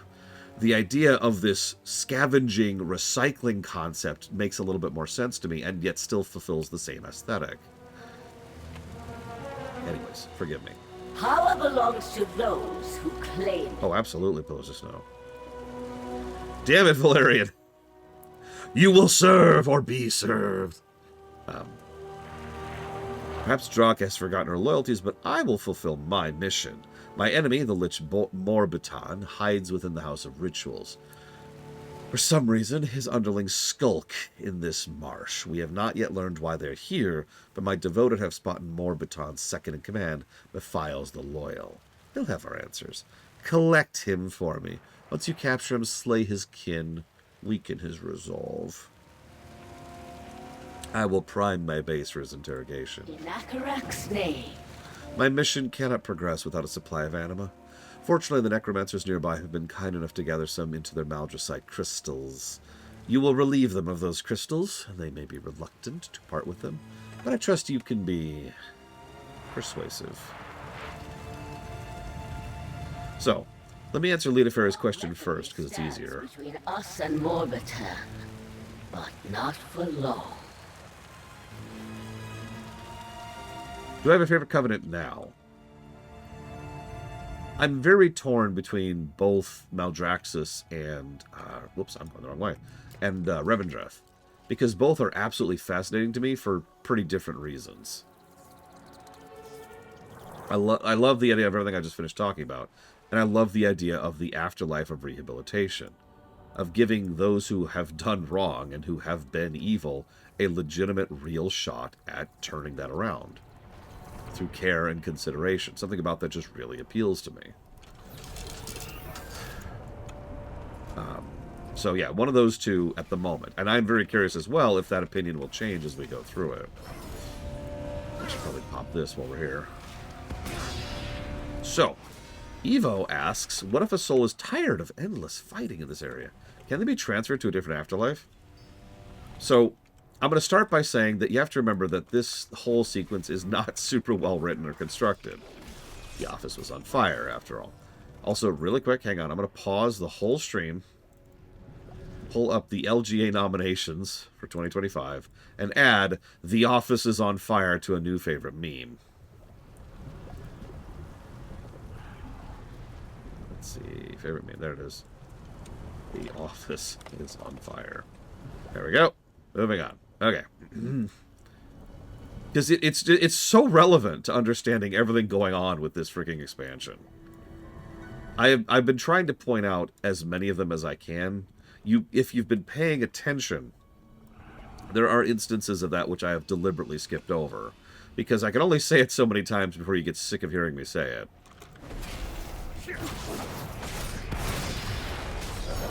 But to answer you in simplicity, near as I can tell, there is no built-in mechanism to change afterlives. In fact, for the most part, most people can't even visit other afterlives. At least, not as of, just as of before the events of Legion, before the mechanism of death broke. Remember, even in from an out-of-character perspective, from a gameplay perspective, they wanted Covenant choices to be permanent. It was only after substantial pressure that they bent on that. Now, spoilers, I'm just going to spoil something for you. The structure of Shadowlands is there's the 4 zones, and then you pick a Covenant, and then you do a Covenant campaign, and then you do the last 2 zones, which are the finale, right? Pretty basic structure, very single player JRPG, nothing wrong with that. The reason I bring that up is because the 4 Covenants will combine at the end for the finale, which pretty much automatically presumes the idea that once the afterlife, the mechanisms are fixed by the end of the initial 4 zones, people can just kind of all congregate and leave and go between the afterlives at will. Intruders! You will not interfere!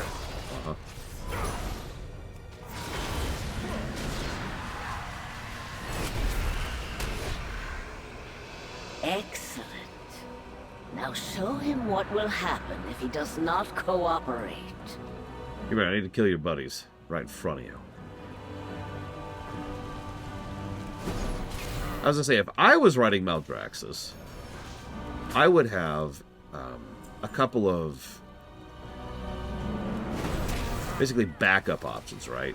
Obviously a recovery area where you're just not allowed to be attacked. You're completely off limits would be part of that, right? It's a place where you just go to chill and relax and just spend some time not constantly fighting. You can't gain and probably cannot lose prestige while you're there. You're removed from the game, right?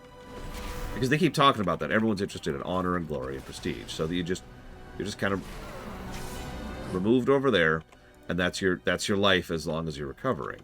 Now, hang on. The other reason I would do this is because that provides some storytelling potential. If you establish something like a taboo, one of the easiest and most obvious things you can do then, storytelling-wise, is to then break that taboo and examine the consequences of breaking it. So maybe during the course of this campaign, a certain guy named Kel'Thuzad, who is, Kel'Thuzad, decides to break that taboo. Slay as many as you wish. I will tell you nothing. And, everyone's shocked that someone decided to go attack the waiting room people. The people who are just sitting over there off limits. He doesn't gain any prestige for that, any glory, any favor. He just did it. What the hell? And that could be an establishing moment, right? Stuff like that. I would also probably have a way to transfer between afterlives. Because this is supposed to be eternity. And I understand what the word infinite actually means. Nephiles, how good of you to join us. From strife comes opportunity. The shadows cannot obscure my glory. You have proven a useful ally. Mathiles undoubtedly possesses a wealth of information for us. However, the House of Rituals is unforgiving when it comes to betrayal. He will not talk. Not that it matters. The House of Ice has ways to extract a prisoner's knowledge without the use of words. Place the crystals around me. They will facilitate interrogation. I will not. Let us begin. Set the crystals in place. Cursed witch! I will never talk. Who said anything about talking?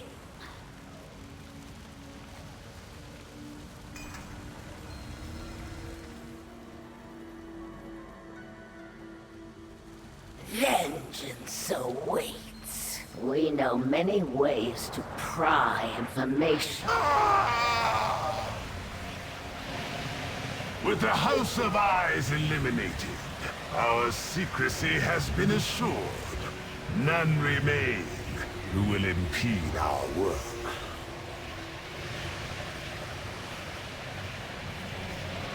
Our new Baron bids that I complete the ritual personally. Harvest the anima before my arrival. Do not fail me, Mephiles.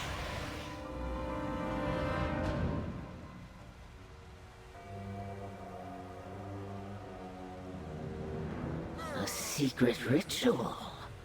A perfect bait to draw him out. I will not be trifled with. Draka may be content to forget our master, but I will not rest until he's avenged. Power belongs to those who claim it. This Lich seeks a reward for his assault of the House of Eyes. The power he craves will be his downfall. We will use our knowledge of his secret ritual to lure him out of the House of Rituals. Take these crystals, charge them with anima reclaimed from Morbiton's slain minions, but fracture them first so they shatter as the ritual nears completion, but not before he believes it has begun. You are either an asset or a liability. It would seem we have a means of luring Morbiton to us, but what good is a web if the prey can run free? For these rituals to work, the liches require a magical conduit. They draw runes with finely ground Maldraxxus to channel anima. I have no doubt Morbiton's necromancers have ground Maldraxxus in the area. If we gather enough, we can draw a rune of binding. Work with haste. In Akara, I will await you at the ritual site to the north. Work quickly. What do you desire? So, you are from my Baroness's homeworld. It must be a special one to breed such powerful individuals. The necromancers here have already begun preparation for Morbiton's ritual. We should capitalize on their progress. 3 necromancers act as the ritual's architects. Should we acquire their drafts, we can modify them to suit our purposes. Collect the plans and feel free to savor your victim's torment. Our house will persevere. See, what I would probably do, first of all, as much as I like to avoid rehashing the same character beats, we're in the afterlife. Like, I've heard it mentioned that it's a good thing that Arthas has no presence here because we're sick of Arthas, but we're in the afterlife. Dealing with a Lich King-themed villain, no less. So we kind of probably should conclude that in some way, right? What I would do is I would have Garrosh still be in Revendreth. Actually have some frickin' story presence there. Make it clear that he is completely unrepentant. And we can even let him go out the same general way. Just, make the cutscene not suck. But then we make Grom in Maldraxxus. He was in Revendreth. But he actually redeemed himself. He turned it around. And it's been a relatively short period of time since the events of Warcraft 3. Only, 20 years at this point? Or 30 years, I think. Somewhere around there. In other words, make it a plot beat, or I guess a character beat, that Grom was able to turn it around that quickly. That makes sense to me because Grom, while not a good person, was trying to be a good person. All the way back in Warcraft 3. He was already on the path to redemption. So let him finish that path. Let him actually have successfully turned it around and tried to be a better person. Frankly, he kind of fits better than Draka here. As his loyalty to the House of the Chosen be partially because he is actually gobsmacked by what the other houses are doing right now. See you around, Kennex Cow. If you go to work before I see you, have a good day at work. Oh wait, it's Saturday, isn't it? God, never mind. Losing track of the days here.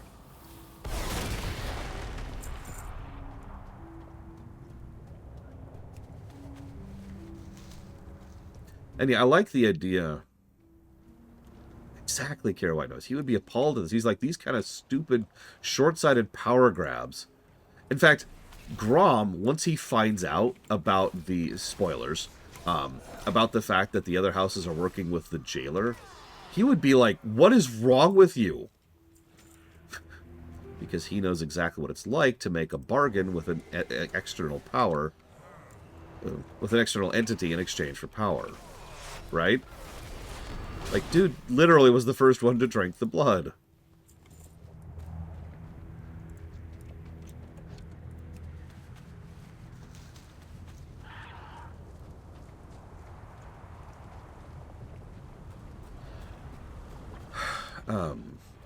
I like the idea that the favor thing, no, that's true, is a literal currency. Shall stop us. Like, it's something that they keep track of in Maldraxxus. And so if you retire, you retain your account. But if you come back, you have to gamble all of it, right? Like, the act of coming back, the act of coming out of requirement, has to happen by placing all of your stored honor or valor or favor, whatever word you want to use for it, on the table and betting it with your first foray back out. This would not only make it so that you have to kind of go all in when you return, but it would give a lot of people a motivation to try and take a bite at you once you do.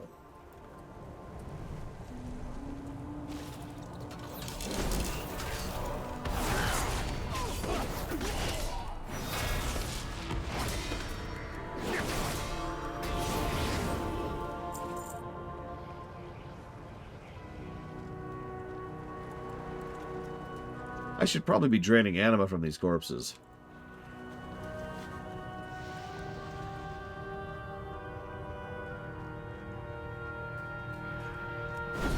The eyes will be purged from Maldraxxus!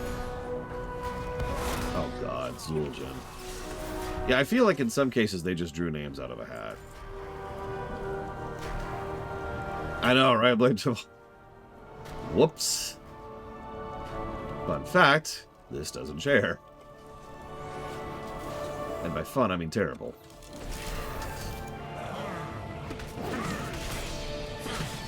See, the funny thing is, and I mentioned this earlier, honestly, a lot of Warcraft characters would fit Maldraxxus.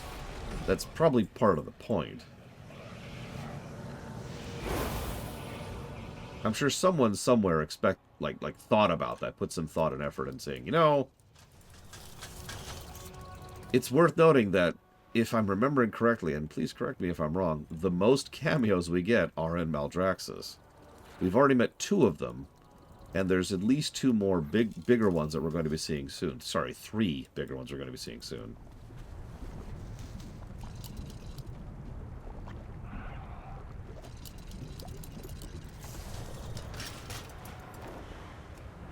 Yeah, they could have literally just made it part of a daily event or a weekly event or arena event.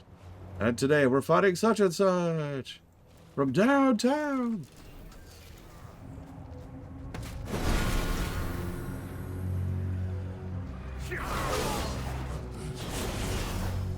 If they pulled Varian out, I would give that 3 negatives on the spot.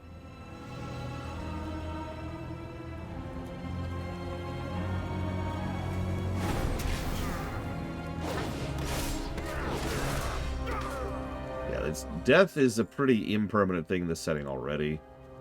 So, when death is supposed to be permanent, can we let it actually stick, please?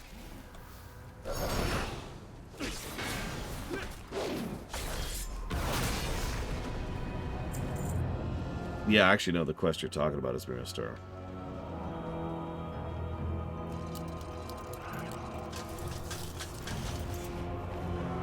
you get a res in-person inler. What happens on their end? Yeah, pretty much, Evo, yeah. Now, obviously that makes no sense, for reasons I'm already given negatives for. Sure. Do you have what we require? But as is presented in this expansion, and nowhere else, yes, that's exactly what would happen. Imagine you're in that giant arena earlier. What? Ugh. I'm alive. Where am I? I was in Maldraxxus. Let me tell you all about the afterlives, quick!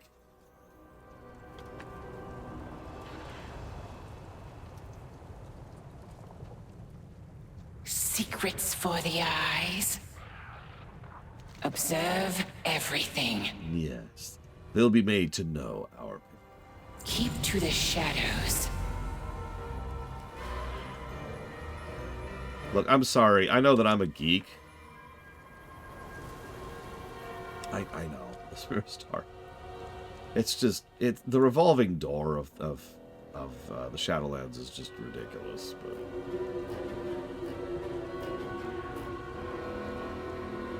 that's new. When did that come out?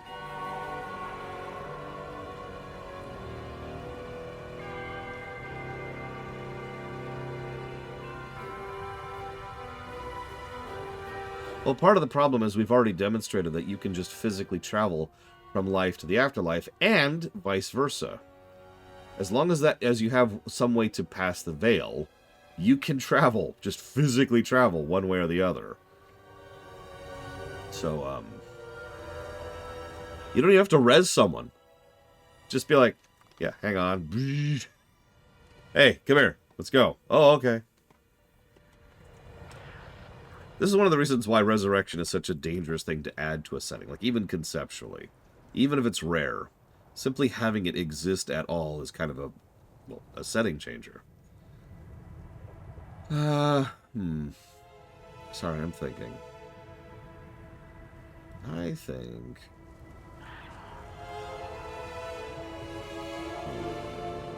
let's go with...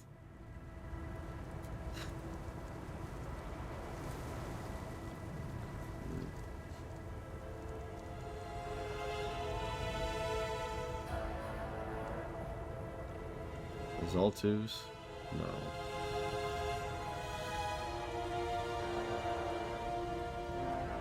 Let's go grab that one. Let our will be done. Him.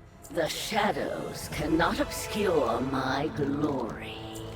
I see why Draka sent you in her stead. You accomplished what she could not. We have all the pieces. Now we must simply put them together. The steps of the ritual are simple. Place the fractured crystals in formation around the obelisk. Then comes the sigil, our sigil.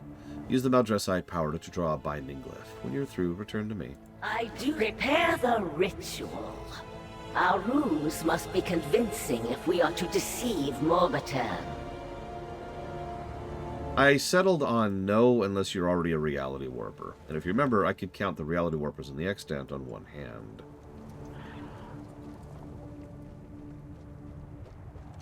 In other words, no resurrection magic.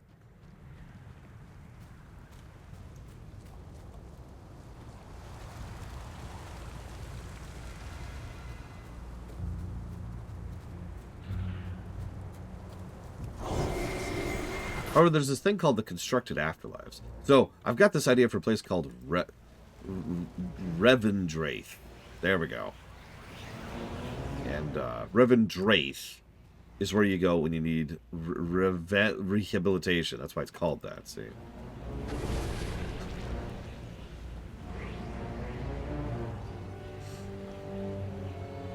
From strife comes opportunity. The success of Morbitan's treachery has made him complacent. Let him enjoy the feeling, for it ends here. We will lure him out with this ritual, and we will avenge my Margrave. Do not. The trap is set. Lure the Lich to his demise. The trap is set. You just said that! Lure Morbitan to You just said that! Master, our preparations are complete. We await your arrival.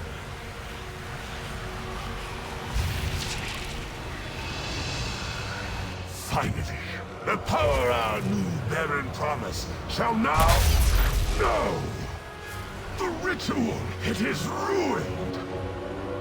Nephilis, you incompetent fool! It is you who are the fool, Morbitan. And your folly has brought your demise. Wicked spy, curse you, and your fallen house! I love the Lich models. You know what I love most about them? Other than the fact that they're a higher resolution of the Lich model, which I already liked the Lich model in Warcraft 3. There's variety to them. There's actually a decent amount of different armors and stylings and hats and colors and accoutrements that the Liches have. And they're awesome.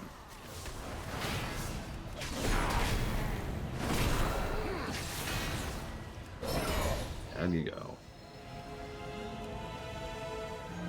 Beguiled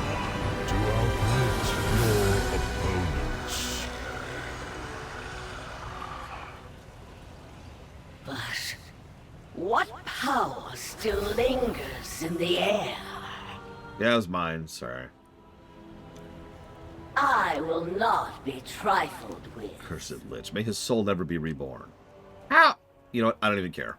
I will not linger here forever. The shadow Morbiton has met his end, and a painful one at that. Your fortitude contributed in no small part to my success. You've earned my allegiance for the time being. There's much left to do, should you truly desire ownership of this realm. What? You are either. So, you hold the key to the seat of the Primus. Then I will meet you there. Together, we will exterminate the traitors who infest Maldraxxus. I do like exterminating traitors. Speaking of which, Evo, could you come around the back of the shed real quick? No reason. No reason. I just, you know. Interestingly enough, for the most part, Warcraft liches actually don't have phylacteries. There's the guy in Anderhall, I can never think of his name. And then there's Kel'Thuzad, and that's actually kind of it.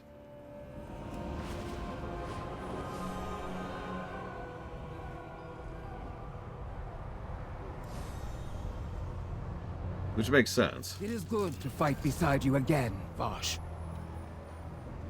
Save your pleasantries. That's right, Arash had one too, I forgot about that.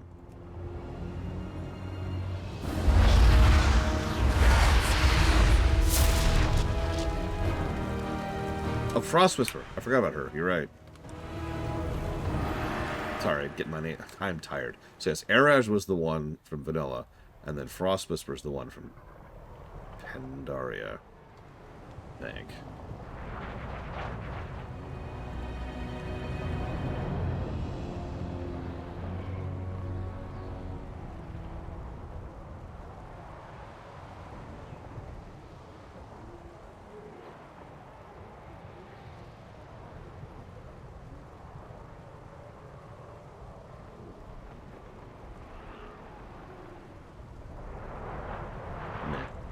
Always ready for battle. Well, see, that's the thing, is Miristar. Liches requiring phylacteries is a very D&D thing, because in D&D, one of the definitions of a lich is an undead who has a phylactery. This is not, I know it's going to be shocking, but this is not actually D&D.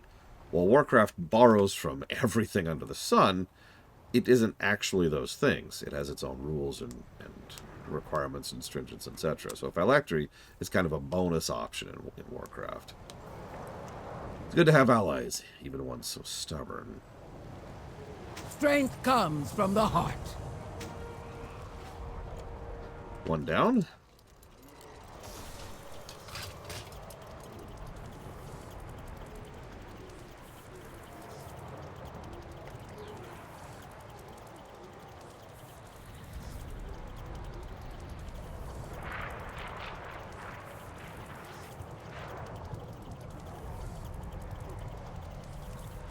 Let's go meet an amazing character, shall we?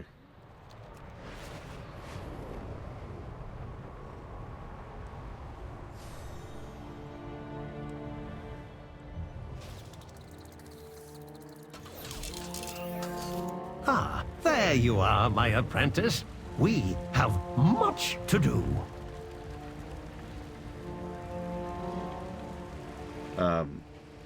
Sorry, we just met. I don't think.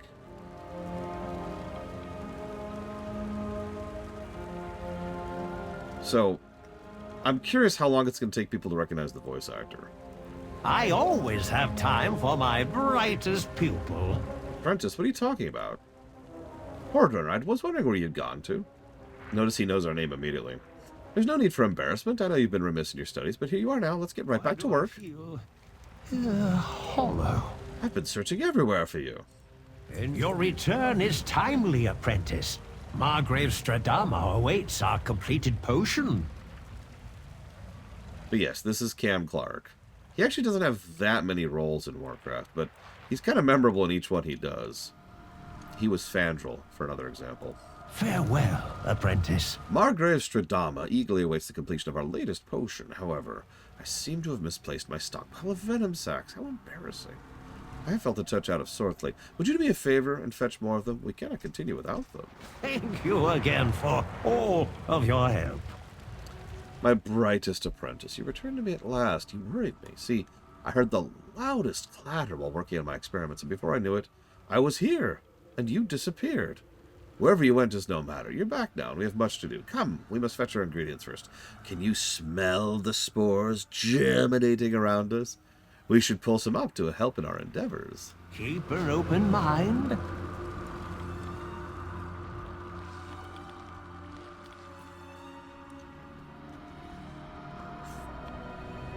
Whoop, whoop, whoop. Yeah, we'll get to Stradama in a second.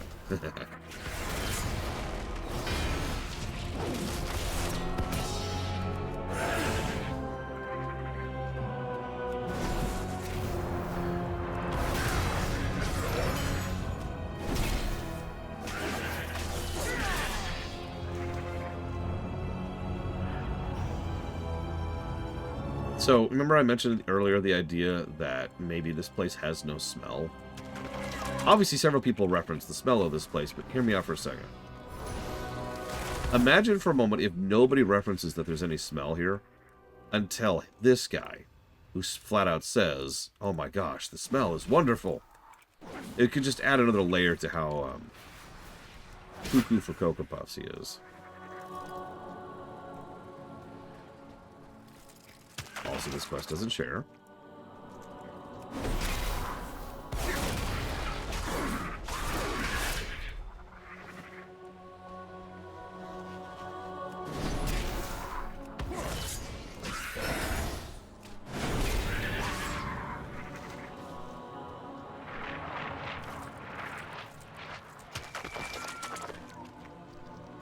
Also, this isn't what I usually picture when I think of spores.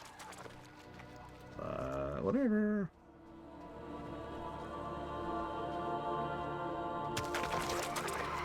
Yes, lichen, if I'm not mistaken, is a specific form of fungus that grows on corpses. I think. This is when 15 people jump into the chats and say, no, you're wrong, and you're dumb, and you're Hitler. Which is true. All of it. I actually am, in fact, Hitler. The Nazi fascist who committed suicide. Yeah, by the way, once again, try not to think about the organic nature of what we're walking on. It's for the best. I knew it, Evo! Hitler mode engaged.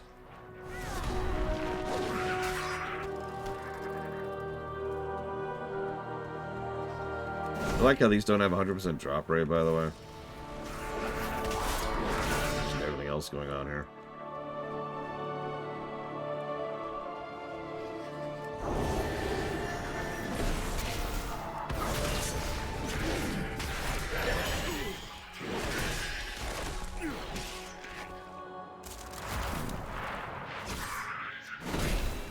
Oh, now you got me curious.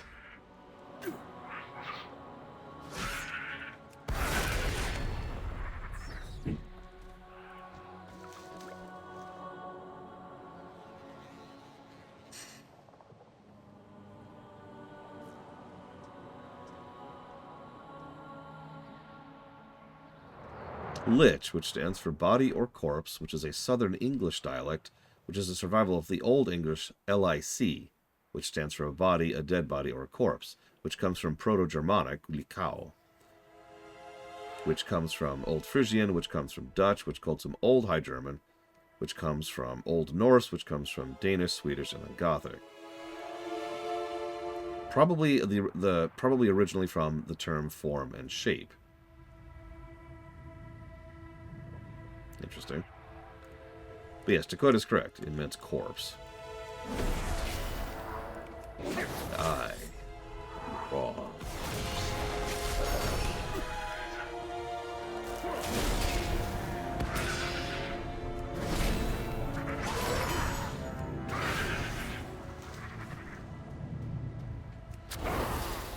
I wonder when they first started popularizing the term Lich.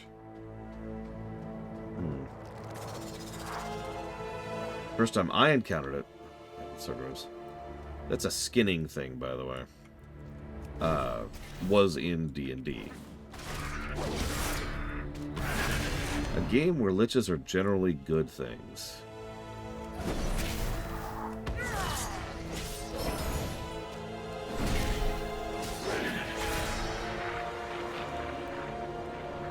I love this drop rate.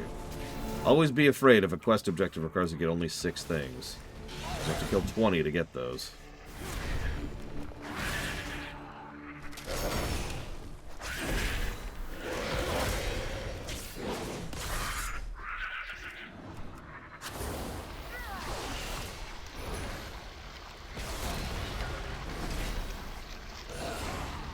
Yeah, I don't actually need to kill you. Goodbye.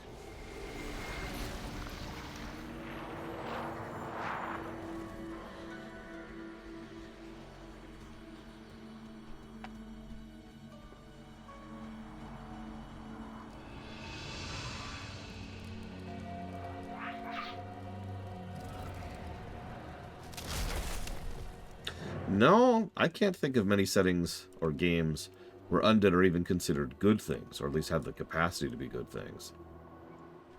Undeath is almost always associated with unnatural, which, for reasons that makes me raise an eyebrow, is almost always associated with bad. Warcraft is, ironically, one of the very few settings where you can have, honest-to-goodness, good undead. In fact, there's quite a few. Any new ideas for a plague? You found my venom sacs. What a helpful apprentice you are. Am I forgetting something? Well, I know you're both eager to complete our potion. I believe the best lesson I can share with you is patience. Patience and slimes!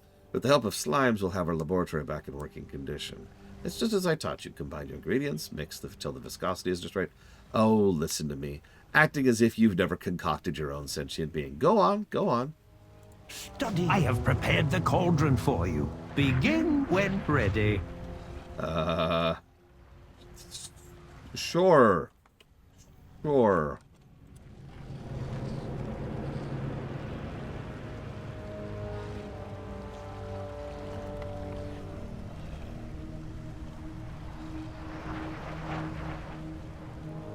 Sorry, 1 second.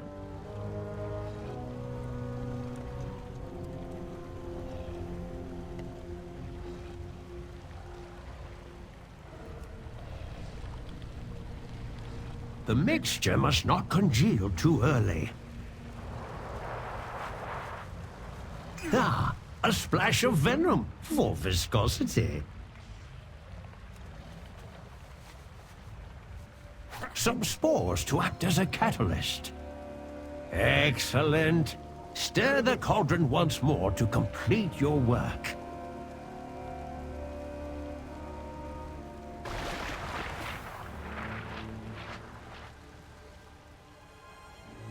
Scritch, scritch, scritch, scritch. Good to see you, my apprentice. Why do I feel hollow? I wouldn't worry about it. There he is. Who's a good slime? Who's a good slime? With the Margrave's help, anything is possible. Ah, slimes. Dearest of friends, and infinitely useful. They'll help us craft our potion, but it seems our tools have been scattered around, doused in toxic refuse. Margrave Stradama would be so disappointed at my lack of respect for lab safety. Your slime can comb through the refuse, diluting the plague's harmful agents. Simply pull the cleaned equipment from the body of your slime. Ah, slimes. What would we do without them? Thank you again for all of your help. Yeah, I think he needs to get on the evacuation ship. Come closer, my apprentice. I have a mission of dire import. A necromancer came to our house recently, sent by the Lich Margrave Sindane. He seemed so polite, always eager to lend a hand in my lady's most volatile creations, but I grew wise, my apprentice, the way he skulked around, prodding for our most sensitive experiments. He was trying to steal our slimes! I know it. You should admonish him quite harshly. No harm will come to our slimy friends. Meet me in the House of Plagues when you are done, apprentice. Our work continues. What appears to be an old journal sits on Merilith's table, now mangled and missing pages. The entries that are legible have been written by Merilith when he was still sane. Perhaps if you find the journal's missing pages, you can gain more insight into what befell the House of Plagues. I like Merilith. Quite a bit, actually.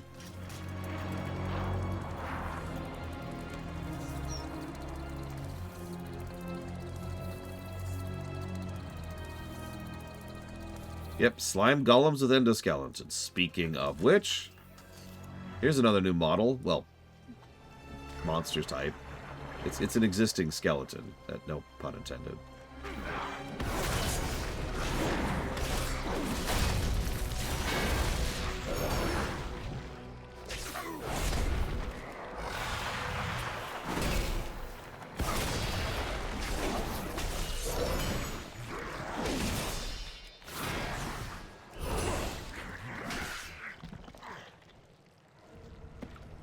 In the Primus's absence, civil war is surely on the horizon.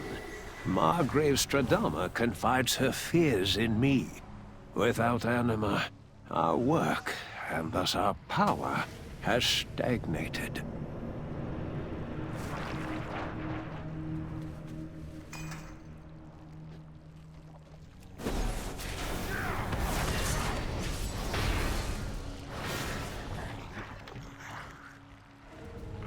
In case you missed the adorableness there. I'm pretty sure he's just got a plague doctor's mask on. He's literally the doctor from the House of Plagues. His title is Plague Doctor. Sorry, Plague Deviser, excuse me. So watch this. So, there's a giant pile of goop. We send in the slime. The slime goes... Nom, nom, nom, nom, nom, and comes out, and hey, look! Here's your gear. Thank you, slime. You're so helpful. You're such a good slime. It's all clean, too. Almost as if someone cleansed it with acid burns.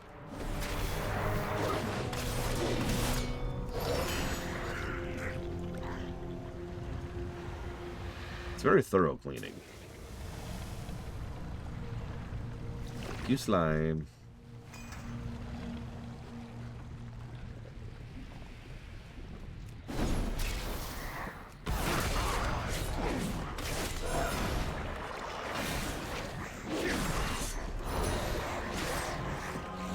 The House of Rituals has offered to provide us with anima. Stradama and I both suspect duplicity, but our house is in no position to refuse. We must remain vigilant. I like the politics inherent right there. They're the House of Plagues, which means they're experimenting on plagues, which means all of their... None can openly accuse the Liches of treachery. So I have instead devised a new potion, a last resort to protect Stradama should the need arise. I pray that it never does. Ahem. They need to maintain their position by constantly pumping out plagues, right? Not just new plagues, just plagues in general. That takes resources. Resources means anima. No anima means they're not pumping any out, means they lose power and prestige, and the house collapses. Also, did you catch that? So we have the House of the Chosen, that's your standard military leadership. House of Plagues, that's a duh. House of Rituals, that's your liches. House of Eyes, that's your spies. And House of Construct, that's your A-bombs.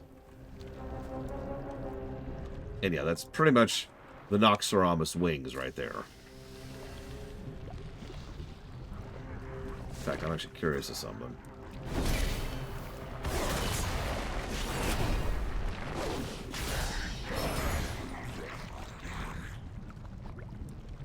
Oh yeah, also the House of Spies are basically Nerubians. Okay, so hang on. So constructs, spiders, liches. One sec. Oh,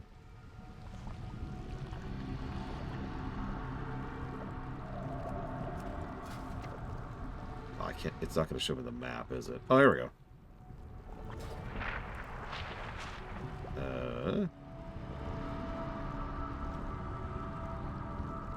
This is a weird map. These are like just... There we go. Okay, so, hey, look. Construct. Construct is in the upper left. Plague is in the lower right. Arachnid is in the top, yep. And military is in the lower left. The only thing is this is 4 instead of 5. But that's the same layout as Maldraxxus. Look at that. Don't tell me that's an accident. Well, you see, Mr. Floyd, it's because the Scourge had plagues. So obviously Maldraxxus has to have plagues. Pay attention, Mr. Floyd. God! You gotta keep up.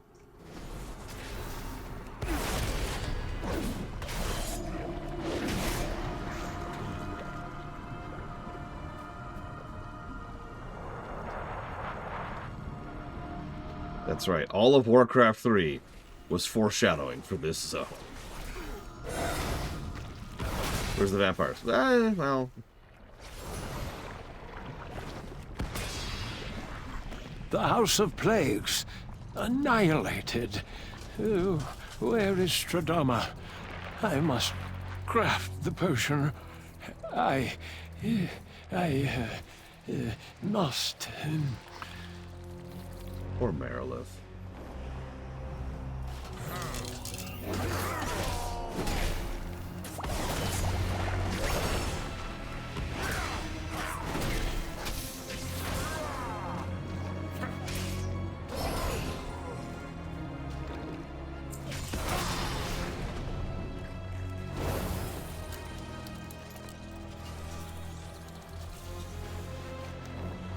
That would be interesting, as Star.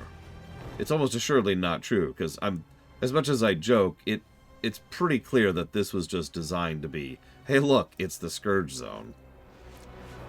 The things I find fascinating is when they actually play with the concept.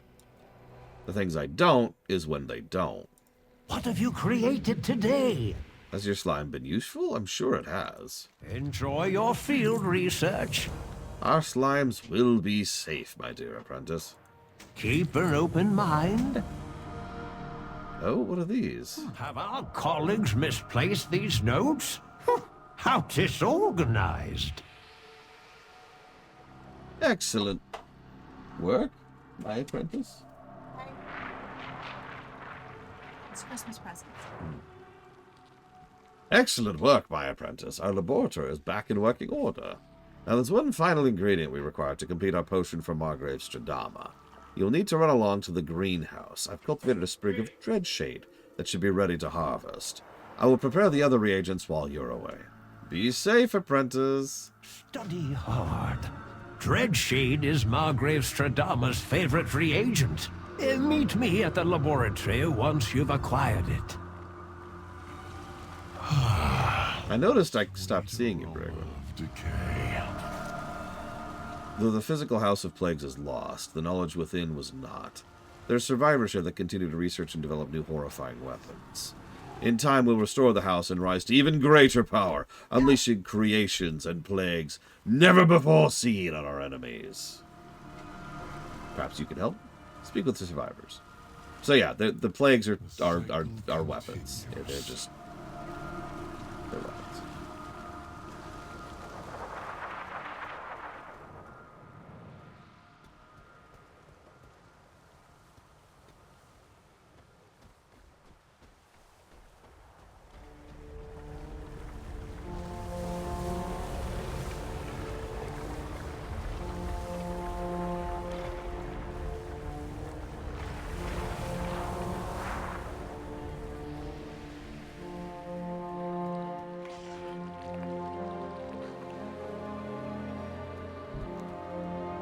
Have you been keeping up with your rituals?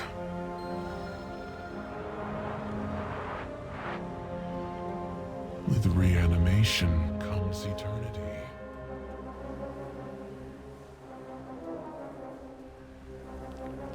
How do you serve the Margrave? May your path keep you from the Maw.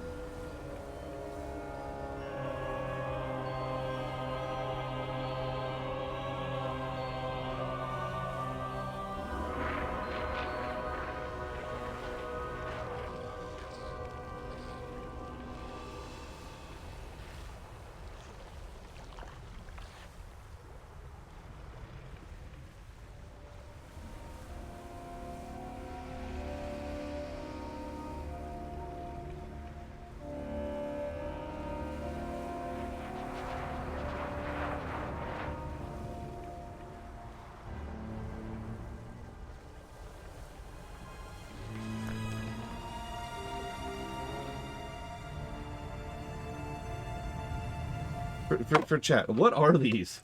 They're digging tools. Oh, beach and snow tools. Okay, Yeah, that makes sense. they're just to play with. And I got one for each of the girls. Yeah, I didn't think so. I don't even fit.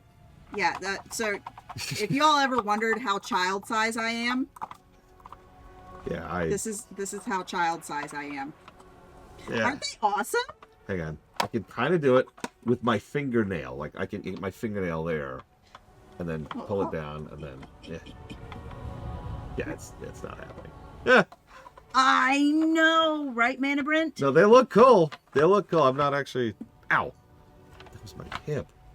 I'm not making fun. They look cool. I was confused. Because we have the claws, which I use all the time, but that's for, like, leaves and stuff. I mean, so Hayla could use these to pick stuff up with. That's true. I mean, they would be really, really bad for that. Yeah. But then she wouldn't steal yours. That's true. That's true. These were like $3 or something. Okay, they were probably more like $6, but they were incredibly cheap on Temu. Oh, yeah. And I saw them, they came across as one of my suggested items, and I was like, yes, please. 2 of them, because I don't want the kids to argue over them. Yeah. Because they would. They would.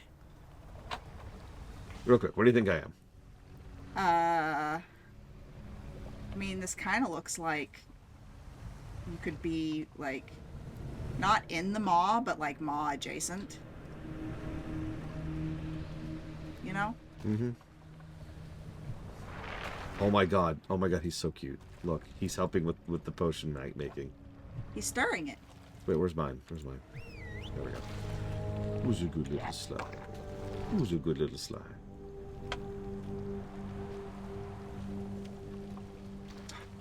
Look. Lord Hermon. When it's no longer Christmas and you sit down and you realize that your 3-year-old, because she has a gift that was fairly expensive, only has 3 presents to open compared to the, like, 30 that your 12-year-old has, you go to find cheap things for the 3-year-old to open. And actually, these are pretty decent quality for... I mean, they're just 3D printed. Yeah. But... No, you can tell. The construction is very 3D printed. It is. But, like, it even has little metal hardware thingies to help keep it attached. Mm-hmm. And it has locks to keep the things from just flipping around. I'm sad. I only recognize, like, 3 of those. You can... I mean... This is no different than when you're... Okay, so when you're buying stuff for a 3-year-old, first of all, you're not going to... I have no idea how long that's been at the top of the stairs. It's okay. It just builds. Okay. Anyway, when you're buying stuff for a 3-year-old, you are not buying quality things, right? Because even if you buy the really nice shit, they're going to destroy it. In, like, a week. Yeah. Yeah. And honestly, buying stuff at Temu is barely different than buying stuff on Amazon nowadays. Although that's changing in the last few months. How so? It's getting worse. Oh, yeah. No, I knew that. And I wasn't about ready to go out and spend another, like, $200 at Walmart getting additional small gifts for the toddler to open. I mean, yeah, no, I'm very picky about what I will look at on Temu. Yeah, don't buy Right. a Switch on Temu. No, I'm not going to buy anything electronic. I'm not going to buy pretty much anything except random cheap-ass stocking stuffer toddler toys. Oh, and greeting cards. So you gotta have greeting cards. They have really fun and interesting greeting cards that are, like, you know, they're knockoffs of other shit, but I also only have to spend $1 for them on Temu, where I would have to spend, you know, $6 or more on, you know, Amazon or going to Well, if I go to like the grocery store or Target, then I'm not gonna get meat ones. I'm gonna get Americanized ones.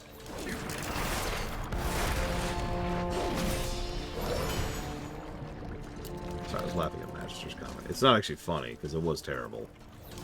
That pool was a great idea, terribly implemented. It's not awesome. It is useful. Like most things, it has a time and a place. And, you know, used responsibly, has benefits. God, that slow effect. So real quick, you've never seen this. So What are you playing? You're playing a paladin? Why didn't you just why didn't you pally pony? I did. You didn't. You Hand of Freedomed. That was not Hand of Freedom. That is Divine Steed. You did not get on a mount and go. You had the red swirl around your feet. So there's a talent right here, I want to say. Yeah, there it is. Anytime you do Divine Steed, you also automatically gain Blessing of Freedom. So the dash also gets rid of roots.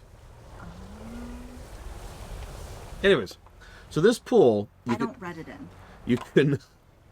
And I don't either. I'm kind of new to honestly, I haven't played a paladin.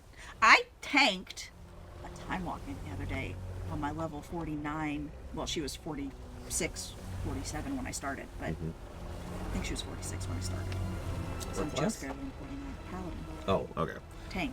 Well, Prododin, I haven't actually poked it yet. I just picked up a one-hander. She's level 40 something. Yeah, no, it's garbage. I'm level 37. I mean, it And I am up a until robot. you hit 70, Beep, boop. it plays like Dragonflight because you don't have any of the hero talents. Yeah, I mean that's true for all of them, really. Yeah. By the end of the dungeon, we did the Ulduar, Uldamon, what's it called? The time walking one where you have the lightning dude at the end, and the cloud dude in the middle. It's all the lightning old dudes. Wrath of the Lich King. Ulduar. Ulduar, thank you. It was an Ulda something.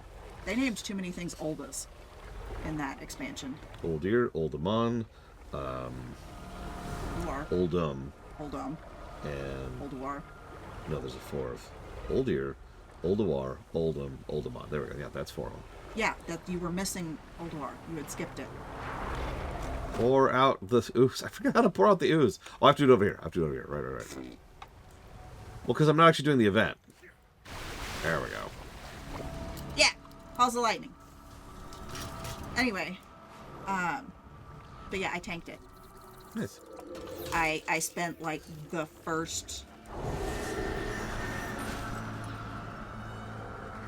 until you get through the gauntlet room, saying, "I don't like this. I hate tanking. Why am I tanking? Whose idea was this?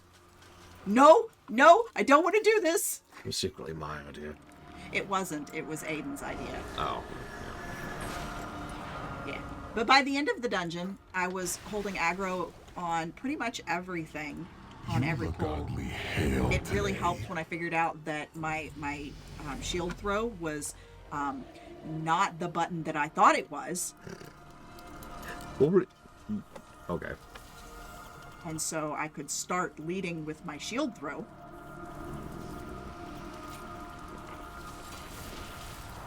Sorry, I keep talking about this. This is one of the events. Remember, each area has its own event.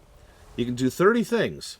There are very specific combinations you can have in order to decide what's what, in order to what outcome you get. The thing is, it counts everybody. Oh, this is the one that you were talking about. You have to have this certain to make a rare. Mm-hmm.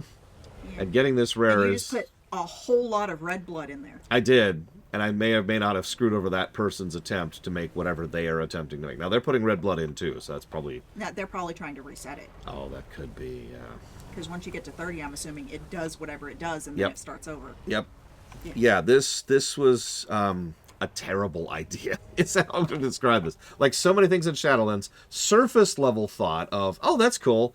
And then the moment you think about it for more than 5 seconds, you're like, wait, that's terrible. Just like most of these events. Ugh. But that's one of the Maldraxxus events. What am I doing? This way, right? No, this way.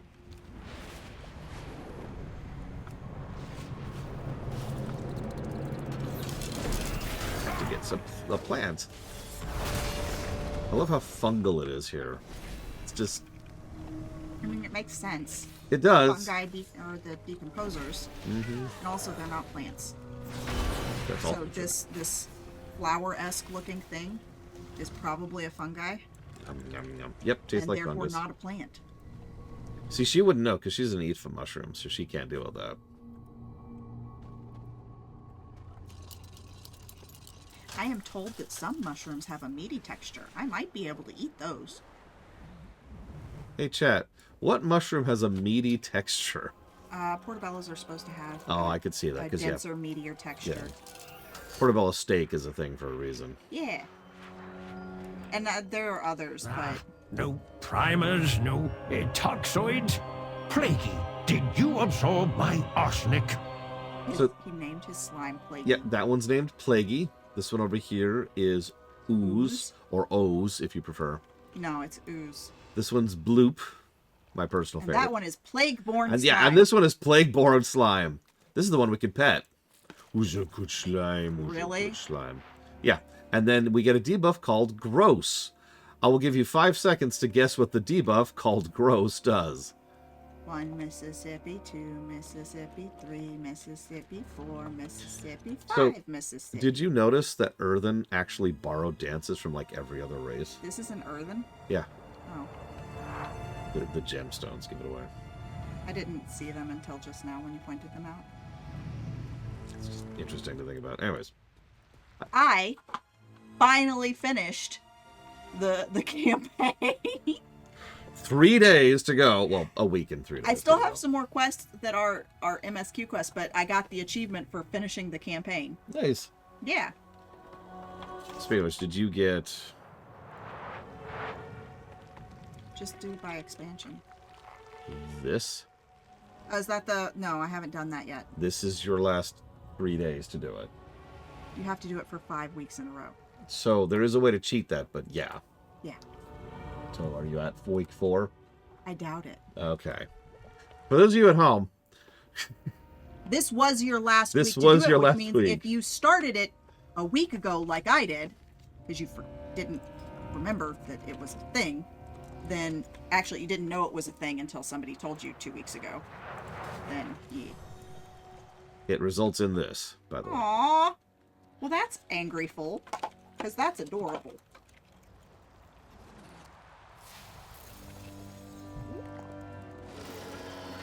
Is it shaking pollen? I think it's actually supposed to be the Sands of Time, because it's a time bee.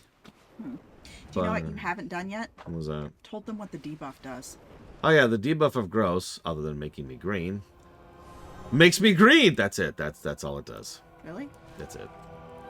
Really? What does it say? What's its texty It stuff? just says you've been slimed. Ew. So there's something called Turbulent Time Waves, Bregman. It's a temporary FOMO event. The way it wakes out is Weeks. wakes. Weeks. Wakes. You replace Weeks. the R with an R. I understood what you did. The way it wakes. I was making fun of you. This is actually the second one. You'll notice I do not have the first one. I missed out completely on the first one.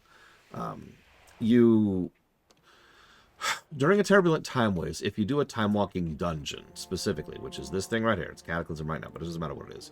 If you do one of these, you gain a buff, which increases the experience gain you get by quite a bit. And that stacks until you do, I believe, 4? It's 3 or 4. Once you do that, you get a super buff, which really increases your experience gain. But what it wants you to do is get that buff each week for 5 weeks. You actually have like 8 weeks, I want to say, to do the whole event. So there's some wiggle room there, which is good. I just got it like yesterday because I missed a few weeks. But anyways, that's what that is. And I've been leveling a few other characters on the side to try and get ready for this run as a result of doing this. So it was kind of coincidental for me. But anyways, that's what that is. Is it account bound?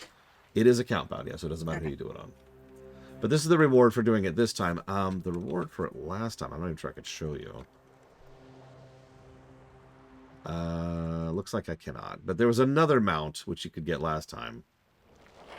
Apparently it was 7 weeks. Excuse me. So you can miss 2 weeks and still actually get progress. Buzz, buzz, buzz. This thing moves fast. Look at this. Yeah.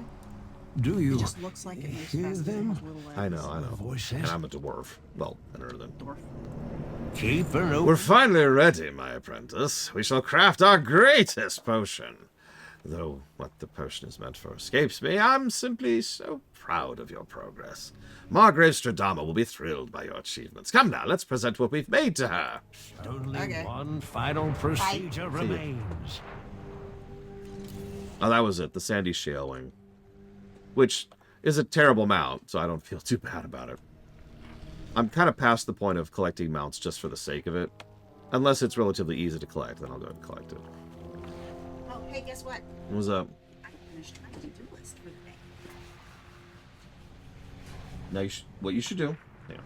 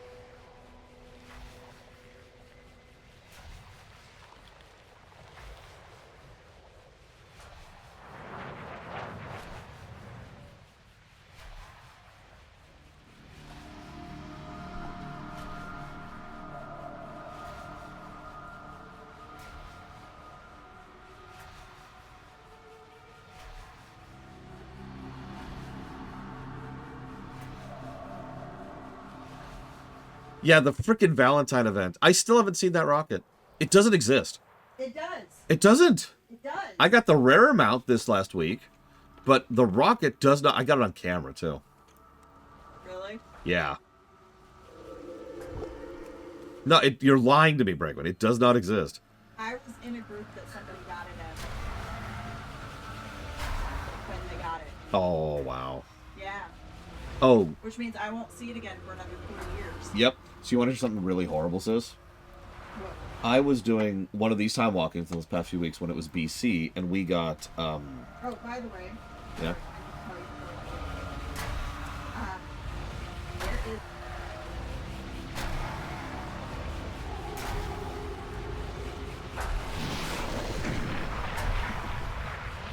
Who beckons me? Who dares add their voice to my torment? Wait, this potion. Meredith? Margrave, what has befallen you? No, I can undo this. I must... Dear Lord, forgive yourself. I am lost, but you must endure. No more. No more. No more. No more.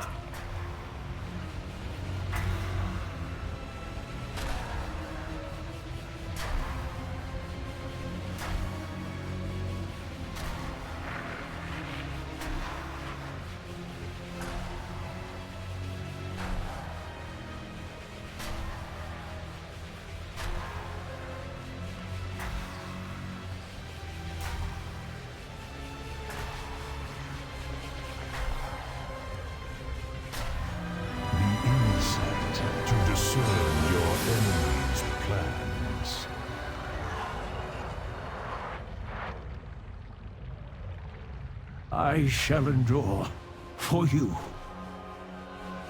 Oh, apprentice, there you are.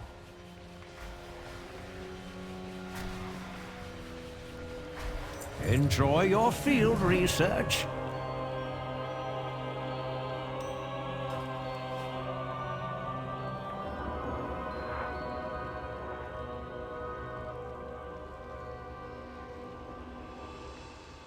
I always have time for my brightest pupil.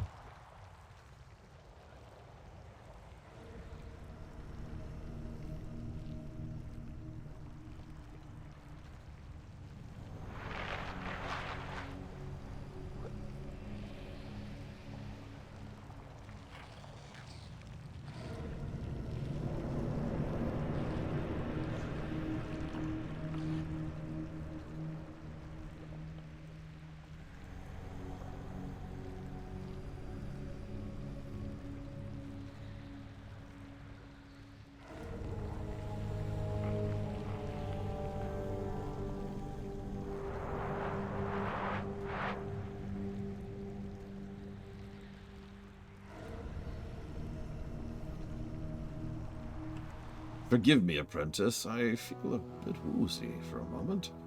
But you've done it. You've crafted the potion. I'm so proud of you. What joy your work brought to our Margrave. Nah, he's fine. What manner of teacher would I be if I were to ask for your help and not offer mine in return? If you have research you must conduct, you have my full support. Am I forgetting? I'd be delighted to help you with your own project. I will meet you soon, my apprentice. You would make quite the suitable vessel.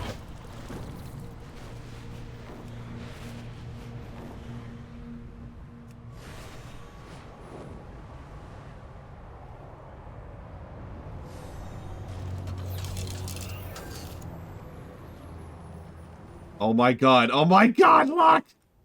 Kevin! I'm not sure what's cuter. The hat or the cake he brought?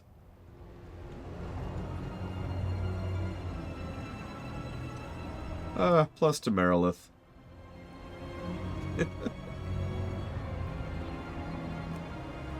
Kevin's great.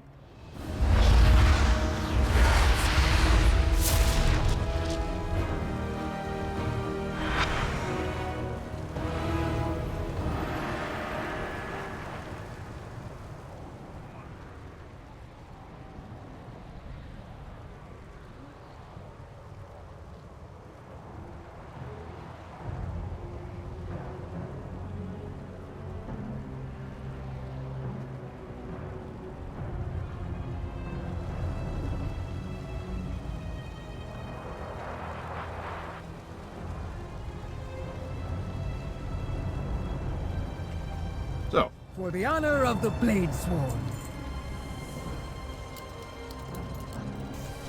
Wait, really? You can have Kevin at one of the Venthyr parties? Oh, dude. A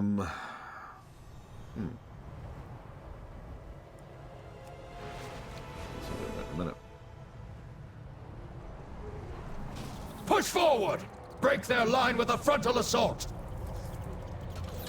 Make it quick! I expect much of you. Oh. That will result in a massive number of casualties. Such is the price of victory! Yes, go fight and die for my glory. Out with it!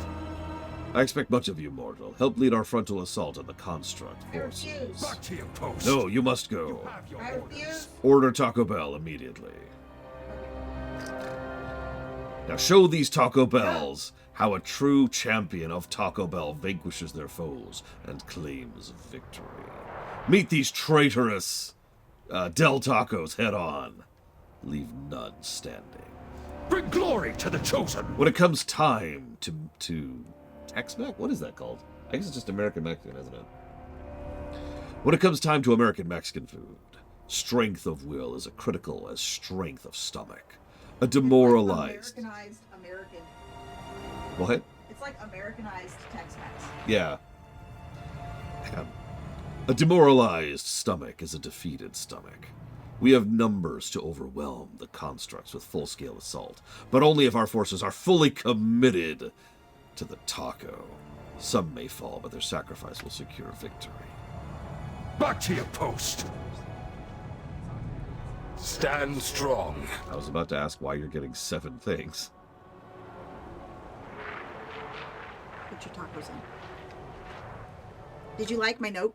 I did, actually, quite a bit. I was very scared because you don't do that very often. In fact, I didn't know if I was going to be awake. I didn't know if you were awake either. And I made lists for everybody. Mm-hmm. Well, okay, I made lists for me. I made a list for Kazra.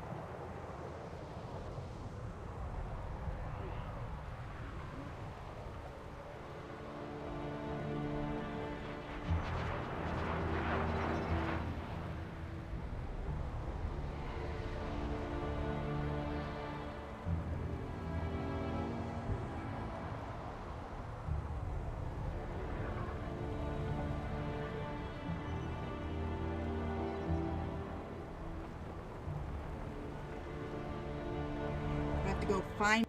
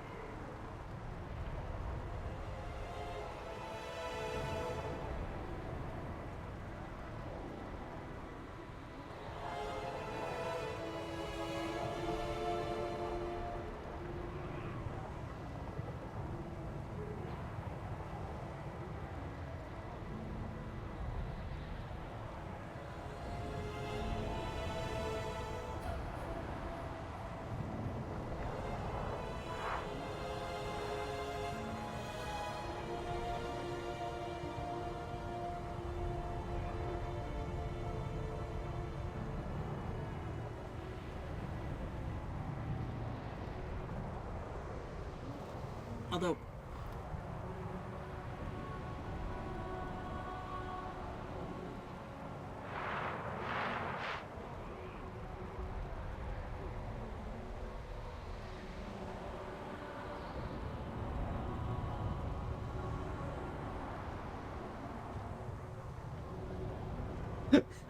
The commander of the constructs, General Alvar, is a master technician.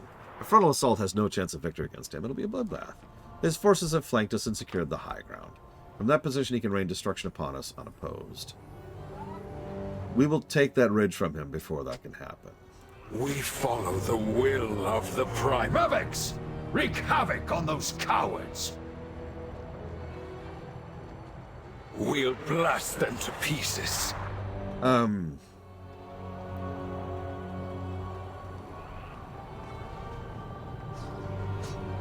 Yeah, to my knowledge, there's no specifics of what Sylvanas planned to do if she somehow retained control of the Horde. Enjoy the art hangout, Evo. Enjoy the coloring books. Dumb inside joke. Because, like, starting the war? Sure, that makes perfect sense, right? Hey, corpses for the pile. Woo! It actually doesn't make a lot of sense the more you think about it. Both of the Jailer's plans make no sense when you really dissect them. Probably because neither of them was intended to exist, and then were crudely retconned in because, say it with me now, the office was on fire. But yeah, I legitimately don't think there was much of a plan for her being in charge still in the current iteration of the story. Now hear me out for a second, because I was putting some thought into that, right? I imagine in the original iteration of the story, aka when Sylvanas was the villain and she's just raging against the system of life and afterlife and all that fun stuff.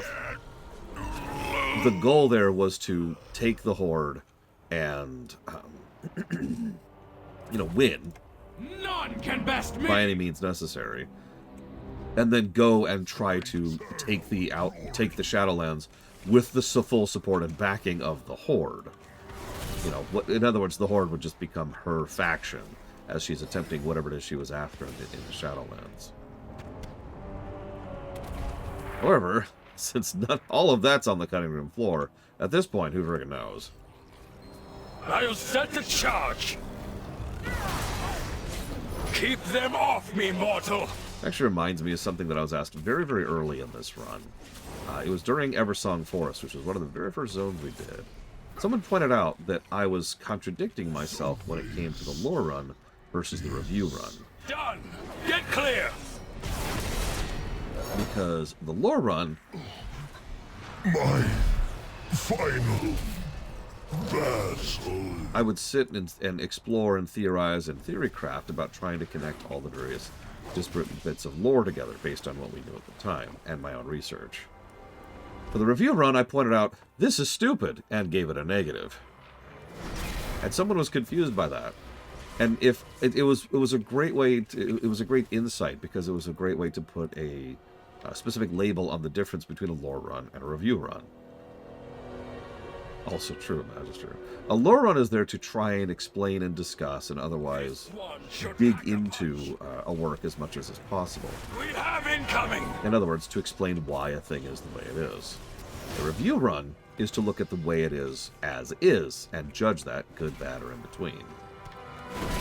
A lore run generally doesn't care about quality. The charge is set! Get back! The lore run predates Legion. That's a weird thought.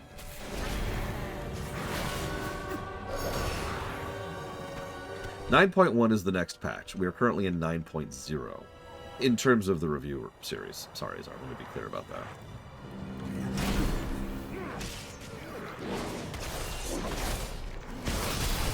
Hopefully within the week, knock on wood, we'll get to 9.1.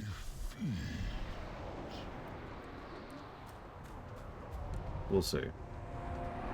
I'm not sure how long the Covenant campaigns are actually going to be. Remember me. Who are you again? You know what would be funny, Ross, is if I got even worse luck in the second attempt at playing Earthbound. Glorious battle!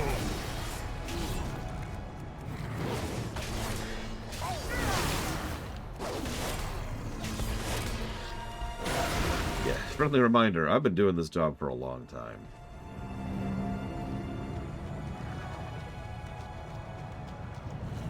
Hell, I have actually outlasted people who have started streaming after I started streaming. I phrased that wrong, but you get my point.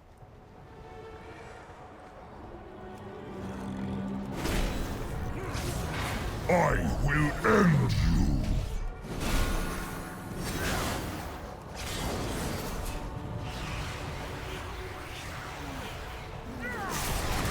Remember me.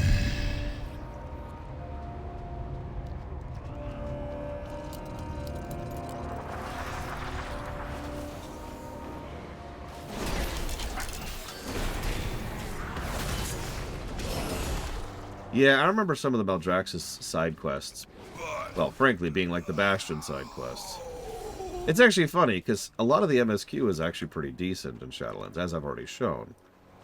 But the secondary is a lot more lacking. Which is kind of funny, considering this is immediately on the wake of BFA, where the side quests were the stars of the show. Like, there were some really, really good secondary quests in BFA. Except in Stormsink. That was the big exception there. Time for some mayhem! Cover me! I remember not liking the launch MSQ of Dragonflight and loving the patch MSQ. I've only gone through Dragonflight once, so we shall see. Clock's ticking! We've taken the ridge! Meet me on the field below!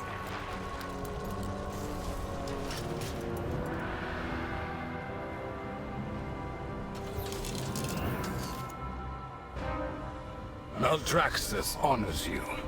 That should strike fear into their stolen hearts. Do not forsake your allies. Our forces have already fight once more, blah blah blah. Fine work, we've advanced with minimal casualties. From this new forward position, we can strike directly at the enemy commander. The troops you rallied will join the attack. How will we strike when you sound the horn? For the Chosen! By the way, this is the second time in Maldraxxus where we gather a whole bunch of... Sorry? Oh, okay. Gotcha. Thank you. Oh, wait, kiddo, real quick. Sorry.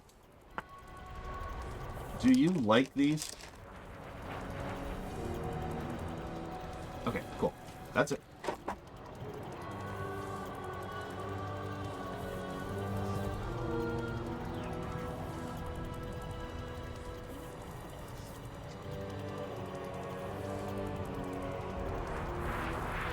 I remember Azure Span quite fondly. But again, vague memories.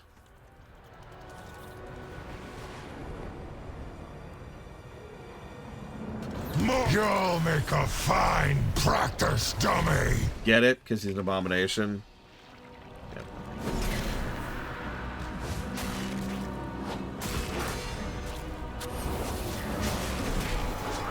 But yeah, that's the thing about the Honor and Plains.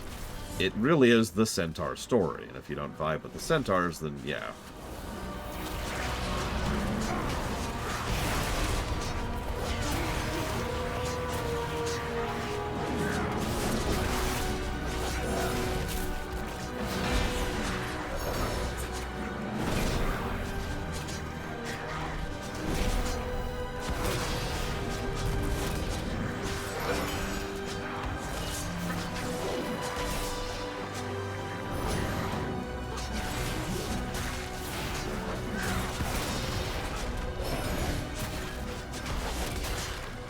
But you are inferior. Wonderful dying words.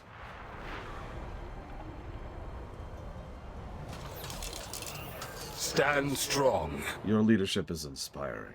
These troops would follow you anywhere. Do not forsake your allies. Well fought, Mevix.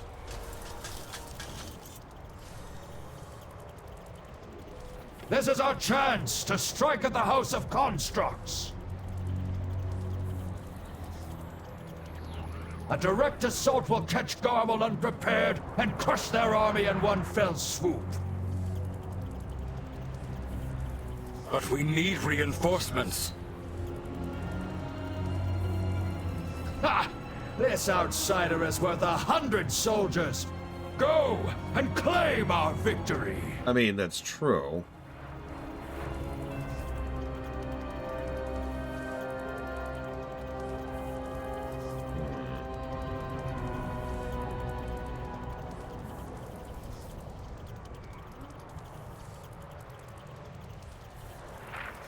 Let's go with that for now. Sorry. They've changed around the talents a little bit on me. Speak, soldier. Mevix will lead the attack, but you will finish it. There are no reinforcements, no cavalry, only you and your rune blade. Show me the might you wield. Lay siege to the House of Constructs and bring them to ruin. You have your orders. You heard the Baron. We push forward.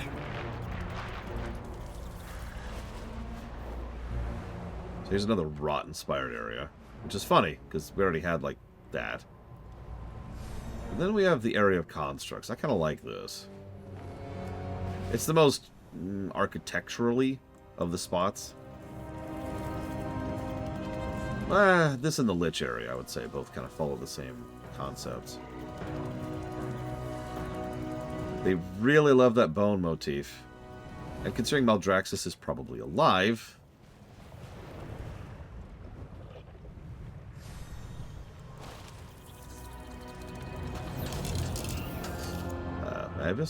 Mevix, are you okay? Constructs, hold this ground! Our victory is at hand! We got a little... Fight our way in. There's too many of them. This calls for a change of strategy. Play dead. If they think you're a lifeless husk, they'll collect you for parts. Go on. I'll create a diversion. Wait, what? Face me, traitors! The House of Constructs will fall! Capture that fool!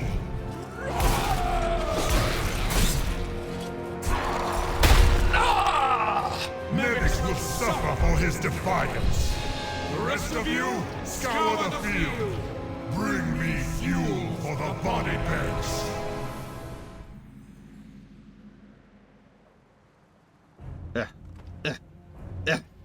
Yeah, it's just a giant corpse pile. And unlike usually, this is just, like, resources, right?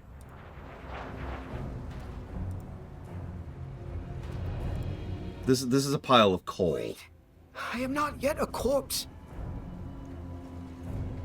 The others, can you help me find them? So, there's a steward here. There's several stewards, actually. Also, they probably shouldn't leave bodies, because their bodies aren't physical things, except for the anima that's in them. And when you die in the afterlife, your anima gets diffused back into your setting, so that you don't actually leave a corpse. I'm just saying. Contradiction. Did I already write that down?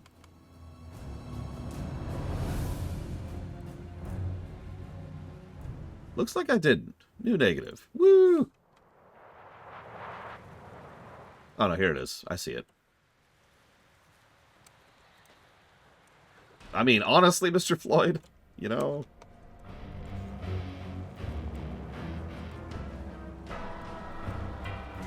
No to both of Valkenstein.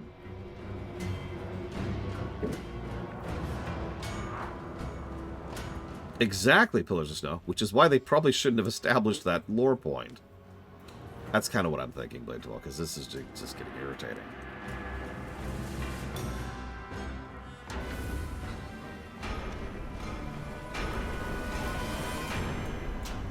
I am listening. Courage guide you. Most of the aspirants were slaughtered and dismembered on arrival. They were the lucky ones. The lead surgeon decided that only things worth taking from me were my eyes. I was discarded afterward and left to rot. Arcot saved me. The screaming. I think there are other survivors being held nearby. Yeah, This way. We must free the survivors. Listen, we need anima. We must have anima.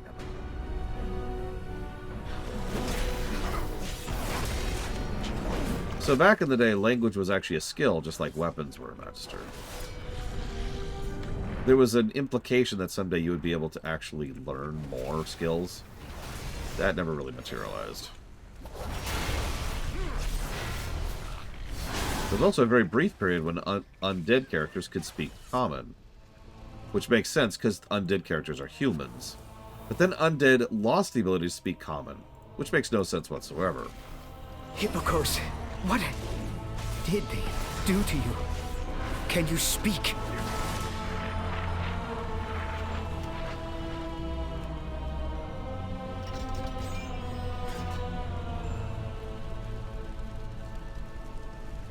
Yet another thing that irritates me about the constructed afterlives is that each realm is governed like absolutely by its given eternal one, as in they have total control over it. I'm explaining this badly. They have kernel access. Okay, let's put it that way. So each afterlife sits upon their existence solely and explicitly, right? We will most obviously see this in Ardenweald, but there's hints of that in both of the other previous ones, and we'll see this very, very much so in Revendreth. Now, why is this bad? Because Warcraft isn't like that. I was thinking about this just this morning, honestly, because Warcraft of a setting is, ironically, a little bit more grounded than that. That kind of a thing is more of a high fantasy thing, the kind of thing you'll see in Forgotten Realms, for example. A deity in their realm has effectively total and infinite power within that realm. They see everywhere, they know everything, they can control everything pretty much absolutely, right? It's one of the reasons why it's so risky for a deity to leave their realm, is because once they do, that total control goes away. They're just a very, very high-level creature at that point. In Warcraft, you can kill a demigod with axes. I know I keep going back to that example, but you get the general idea, right? So this is not the kind of setting in which gods exist. There are no gods in Warcraft. And hang on, you're probably thinking, well, hang on, you're just upset that they're adding something that doesn't fit. You should just live with the retcon. The problem is they're inconsistent about it, because the Eternal Ones aren't gods. Even though they have total and absolute control over their realms, they also don't. And they have stat blocks and can be defeated like anything else.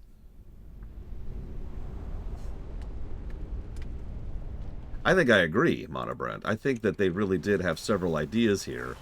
And this is probably what Sylvanas was overall after, was dismantling this system that she hated. And then, oh crap, oh crap, oh crap. And here we are. Cynthia! Thank the Archon! These monsters will know my wrath. I do legitimately think the Shadowlands are salvageable, but the amount of time and effort it would take, honestly, probably isn't worth it at this point. A Maldraxxus soldier? They are the enemy!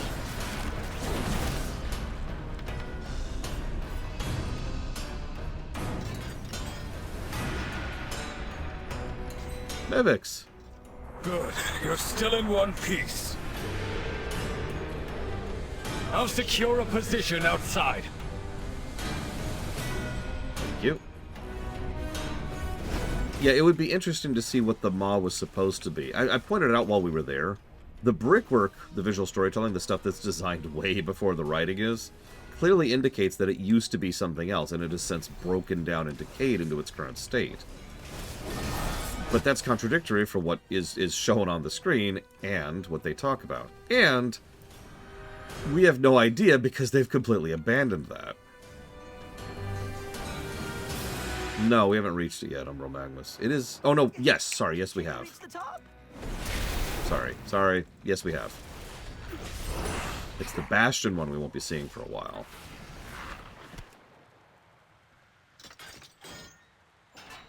Run! Greetings, mortal. Only 4 survivors. I know I should be grateful they're any at all, but what sort of monster would do this to anyone, let alone their own people? Such a boredom. They have been collecting Kyrian and our corpses for some dark purpose. Whatever they're planning, we must put a stop to it.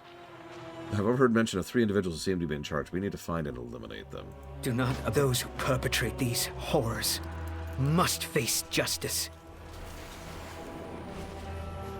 I can make that happen. I will show you the justice of the grave.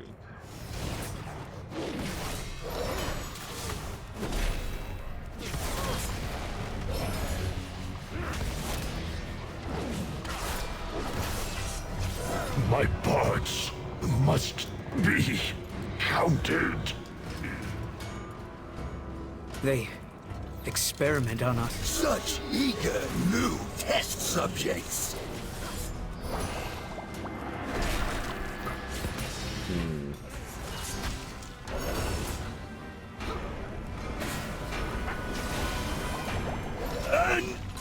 unexpected result.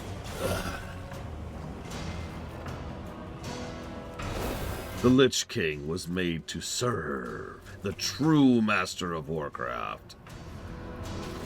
You shall fuel our armies.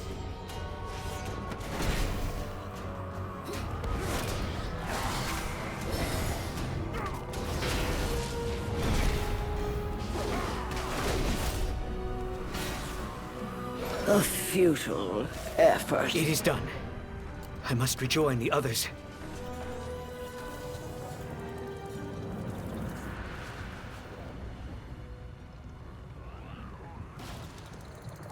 You know, I hate to keep... All these atrocities. How are we to trust you? You're an idiot. Trust me or don't. This is not what the Maldraxxus stand for.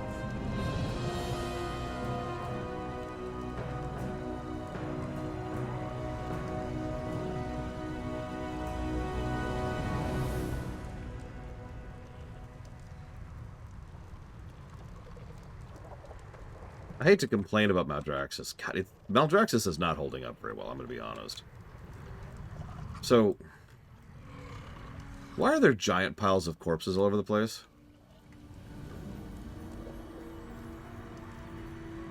Now, I know what you're going to say, because this is the recycling realm, that they use corpses and pieces and parts. There's a whole culture about upgrading your body over time by putting new body parts onto you. It's part of their promotion mechanic.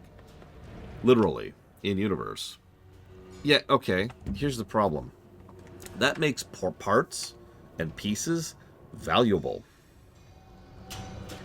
Why are we just tossing them into giant piles wherever? What would have worked a little bit better here for me from a visual storytelling perspective is if there was nice, organized categories. There's like a bin or like a shelf even. Arms. And there's just a whole bunch of arms in there. And here's the legs, here's hearts, you know, just whatever. And that kind of doodad storytelling is the kind of thing Blizzard tends to nail overall. So that's the kind of thing that would work really, really well. But instead, there's just a giant pile of corpses over there. In fact, there's like 5. We just walked past all of them. Yeah, exactly. This place should be a totally different aesthetic. It should be clean. Yeah, imagine if Inari shows up and they're selling really nice parts, which would be very valuable to not just in general, but like to a specific Maldraxxus who wants to get a leg up on the competition. Instead, this place is the Scourge 2.0, the Scourge Light. And that's why. That's the problem. We know exactly why this place is so gross and so ugly. It's because this is just the Scourge again. They have a lot of potential here, and there's some really cool ideas in Maldraxxus. But I feel like they're getting thrown out the window just to go with the obvious and immediate thing. Something to report? Seems one of the house's barons is overseeing the operation and is unaware that we're free. We have a chance to strike him down. Our might is without equal. The corpses are brought to this pit for processing. Their flesh is liquefied and congealed before being shaped into new constructs. What is flesh? I agree with you, Tzuler. I mean, fair, Blade Traval, fair. Their flesh is liquefied and congealed before being shaped into new constructs. How do they have flesh? Yeah, exactly. Their flesh is made of anima. Everything here is made of anima. So, like, what? We can hinder their production by extracting the animates from the pool prematurely. Do not let the Baron catch you. He has a reputation for cruelty even within his own house. Show no weakness. Offer no mercy. Oh god, like imagine if Maldraxxus has actually really good medical tech. Or maybe just medical practices. Like they know all about things like, you know, infections, healing, restoration, repair, stitching, you know. It would also make a nice contrast to the Scourge. If you really want that aesthetic of the Scourge to be the crude version of Maldraxxus, then the Scourge are blah, blah, blah. And then you get to Maldraxxus and it's very organized, orderly, pristine, well-designed, elite. It gets across that vibe of just being very professional, right? Whatever. Virez's assault on the House of Constructs may have failed, but we can still make them bleed now that we're inside. Slaughter as many as you can. I will hunt down the masterminds. Do not forsake your allies. This reeks of Stitchflesh's handiwork. Create a distraction while I hunt down his disciples. Are all Maldraxxus so bloodthirsty? A little bit. Mevics may be here for blood, but what I want is to spare my fallen kin from a terrible fate. Most of my fellow Kyrian were either slain in combat or shortly after we arrived here. If their corpses were bound for this pit, then perhaps we could recover them before they are thrown into it. Take the stewards with you and gather the bodies of the brethren. I will not allow them to be made into monsters. No, you're fine, Mr. Floyd. The problem is I'm not really engaging you on this because I've already given you my answer. This is underthought. Nobody put any real thought into this, and that's my answer to you. I used to debate with Lord Reloaded, and we'd run into this exact same problem. Because he was looking for an in-universe explanation for things, and I was not. For me, an out-of-universe explanation is a perfectly valid one.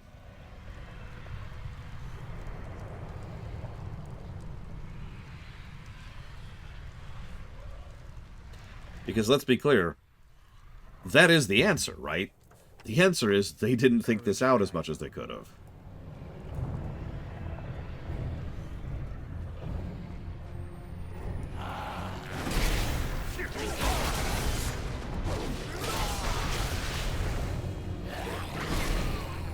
No, I'm with you, Mr. Floyd. I really am.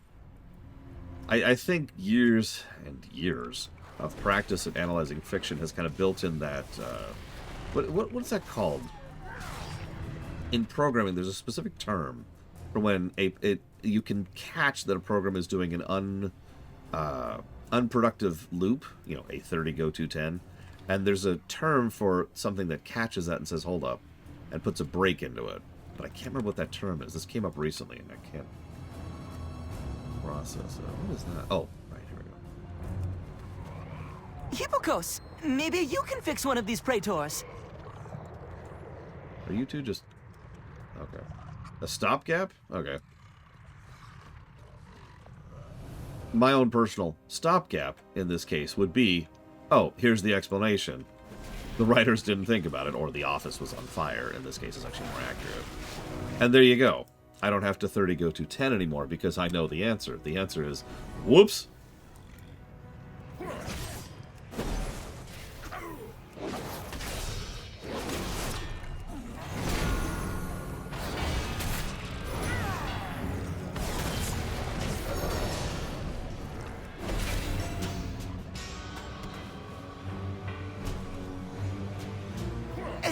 Heavy.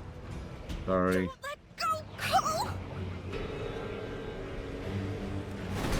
Yeah, I gotta get like 5 more of these guys. If one guy is too heavy, we need to work out a new option.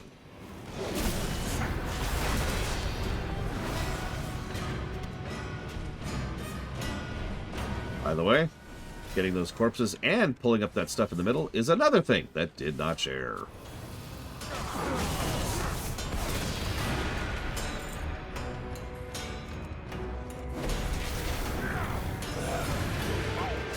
At least we had Marilith. Marilith is exactly as delightful as I remembered him being. We haven't seen the end of him either.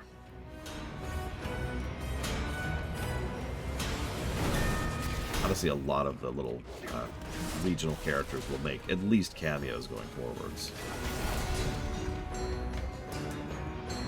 Oh no, that would be interesting. Imagine if this was Revendreth. I don't know, that feels like that goes against the intended vibe of Revendreth, but then again, Revendreth for a long time has not been doing its intended purpose, so...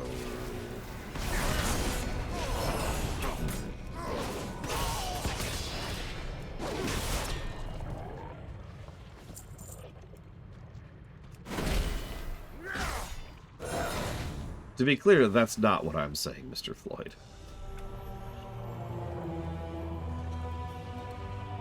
My perspective is more, give it a negative, because it sucks, and then move on.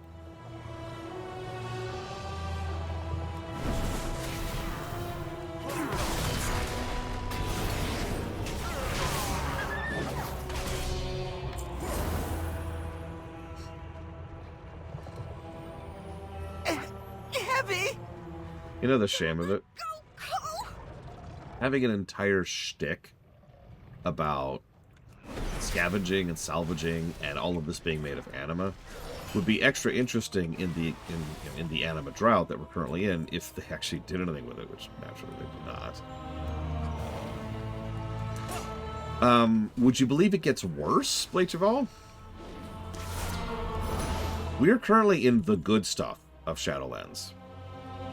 It's probably pretty obvious because the story positives and negatives are kind of neck and neck right now.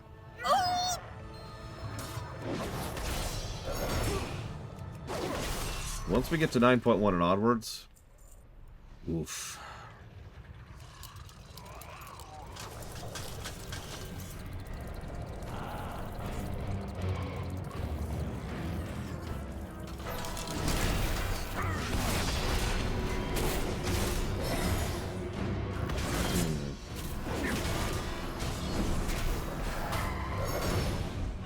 Yeah, I should mention I'm going from memory here.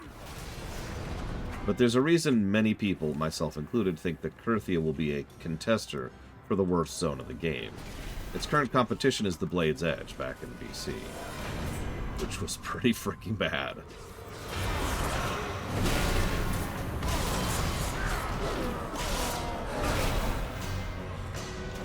Alright. Go kill 20 ogres. Okay. Now walk all the way back up here. Okay, now go kill 30 ogres. Different ogres. Okay, now walk all the way back up here. Okay, now kill 20 ogres. Okay, now walk all the way back up here. Blade's Edge was bad.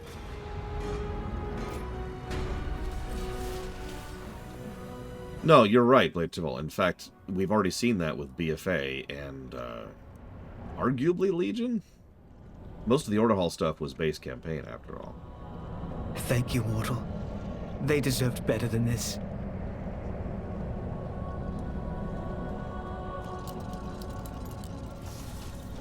Yeah, I'm actually synced here, so I'm at 40 fighting stuff that is 40. I'm probably going to have a worse time of it than,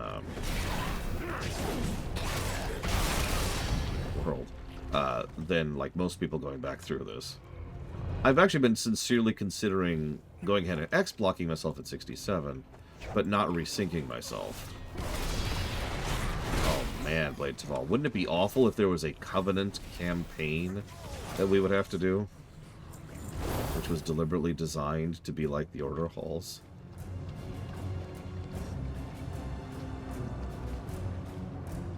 You mean like the expansion, Mr. Floyd?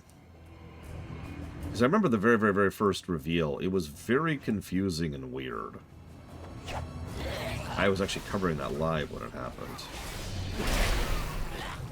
Oh, the Shadowlands as a concept goes back to at least WoW Vanilla. I believe it was actually referenced in Frozen Throne, but I know it's in Vanilla. The Shadowlands has always just been the layer of death. A mere reflection, for lack of a better way to put it, of the living realm, of Azeroth. That is consistent, too. From Vanilla all the way up to BFA, and including the beginning of Shadowlands, it is persistently and consistently that mirror realm. Then we come here.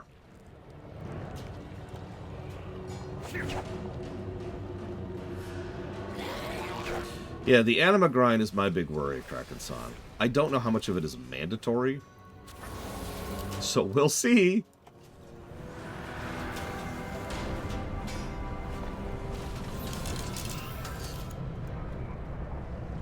Maldraxxus honors you.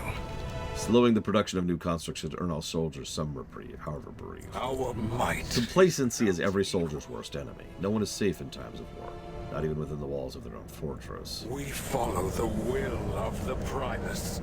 Thank you, Horde Runner. Though they are lost, at least their remains will not be defiled. Such abhorrent cruelty.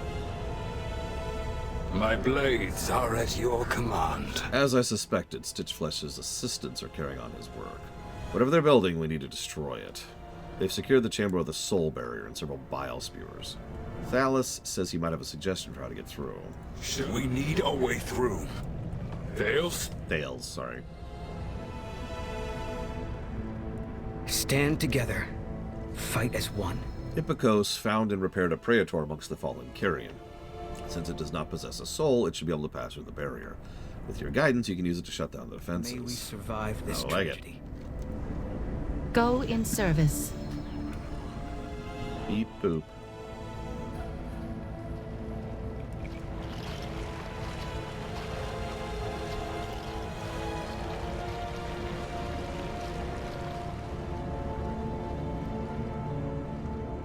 Yeah, I actually talked about the Covenant abilities earlier. But to be very clear, the Covenant abilities were a mistake. Now, there are ways they could have made it work. But as presented, nah. That was never going to work out. What they could have done with the Covenant abilities is make them into playground abilities, something they actually do. When Stitchflesh returns, he will know that I, Maldraxxus, have completed his research, forging Kyrian flesh into the ultimate construct. He will also notice that you failed to purge the flesh of its memories before assembly. Nonsense! Once we embed a Maldraxxian soul, it will squelch any remaining echoes of Bastion brainwashing. I just saw it move. Those Kyrian parts are fighting to take control of the construct.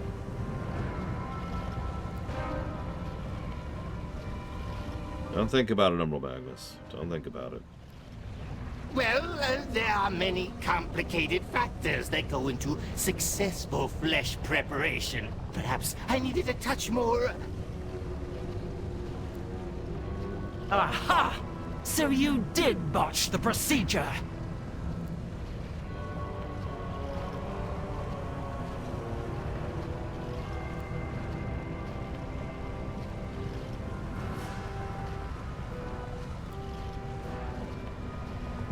Are you done? Can I talk now? To finish my thoughts very, very briefly. What they should have done is made the Covenant abilities playground abilities, just like they do with Torghast in this very expansion. For those of you who have never heard me talk about it, a playground ability is something cool, fun, interesting, whatever. It's just a fun, awesome thing, a toy that you can add to the player's kit that only really works inside of the playground, just like in Torghast. I know Torghast has its own issues, but you get the idea, right? WoW actually has been using the playground ability a lot from Dragonflight onwards, and it's been a really good thing. So, you know how we get a specific Covenant's abilities in each of the zones? Do that. Right? Have each of these unique fun abilities while we're in a particular zone. Doing that zone's world quests, or doing that zone's just quests, right? Or crafting, or roaming, or whatever it is we're doing. Like all of that stuff, just make those abilities function in that area. Now, dungeons, probably detach that from dungeons and raids and PvP. Just kind of remove that from that entirely. Keep it in the playgrounds. I would probably include the Maw. In fact, if you want to be really cool, what you could do it is like maybe... when you get to, maybe not the Maw, but maybe when you get to Kurthia and Zereth Mortis, you gain access to all of them. All 4 Covenant's abilities for your class are all accessible when you get to the 2 final end zones. You know, kind of a finale end push kind of a vibe. Something like that. Instead, yeah, people picked Covenants not because they wanted that story, or the cosmetics, or the activities, or anything else, just because they specifically wanted that ability. And that was a terrible idea, and everyone should have known that from the word go.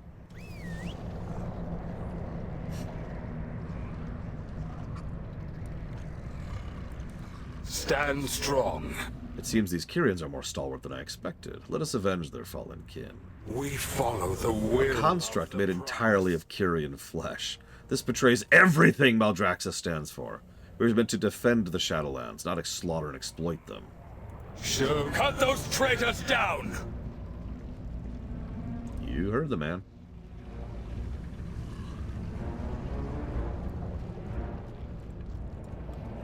It appears someone has come to steal the secrets of my genius.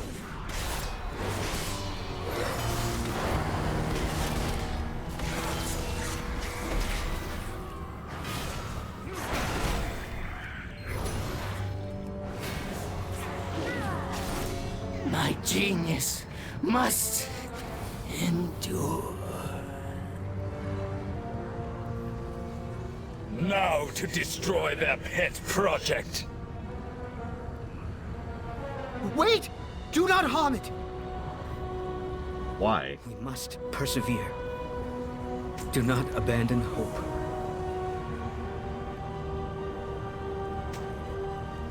The souls of the fallen Kyrian. I can sense their pain and confusion. They yet exist within the construct. Please, we must not destroy. Doing so would consign the souls within it to oblivion. Yeah, because when you die in the Shadowlands, you die permanently. Even though, like, 3 quests ago, that wasn't true. Perhaps they can aid us in escaping to freedom. I will soothe the souls within while you direct its actions. Courage. Trust what remains of my fellow Kyrian. They will bear us to safety. Such incredible power! We could even slay their Baron! At least this one has a spine. And claim justice for my fallen kin. But, hyper beam sequence.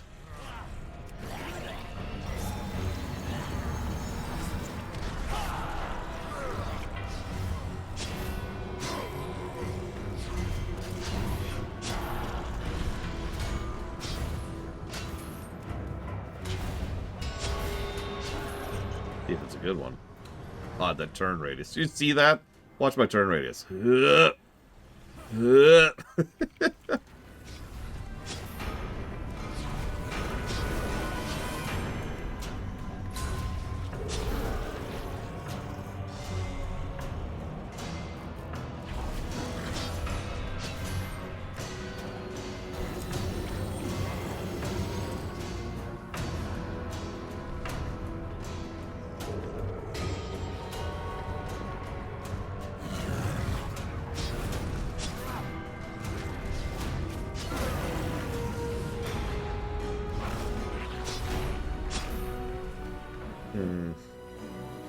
Not actually a great hyper beam sequence. The enemies are too spread out.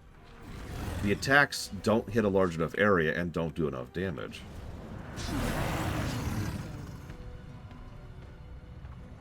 A little tinkering, this would be awesome. But instead it's just like, okay, well, you'll mash 1 several times.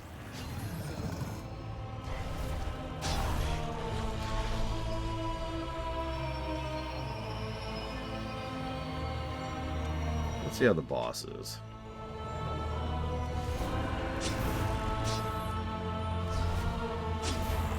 I wish I knew an artist who was available, who I could commission to do a drawing of the Blizzard offices being on fire.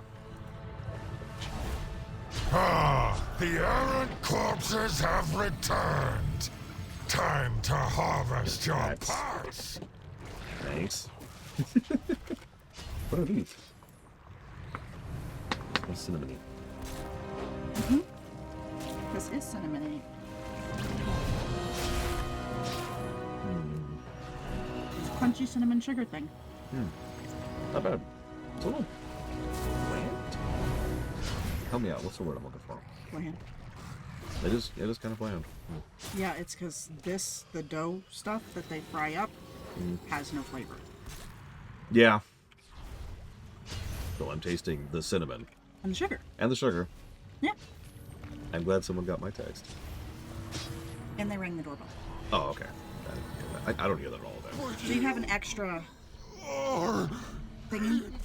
Because I ordered one too. Oh, okay. And you don't want it?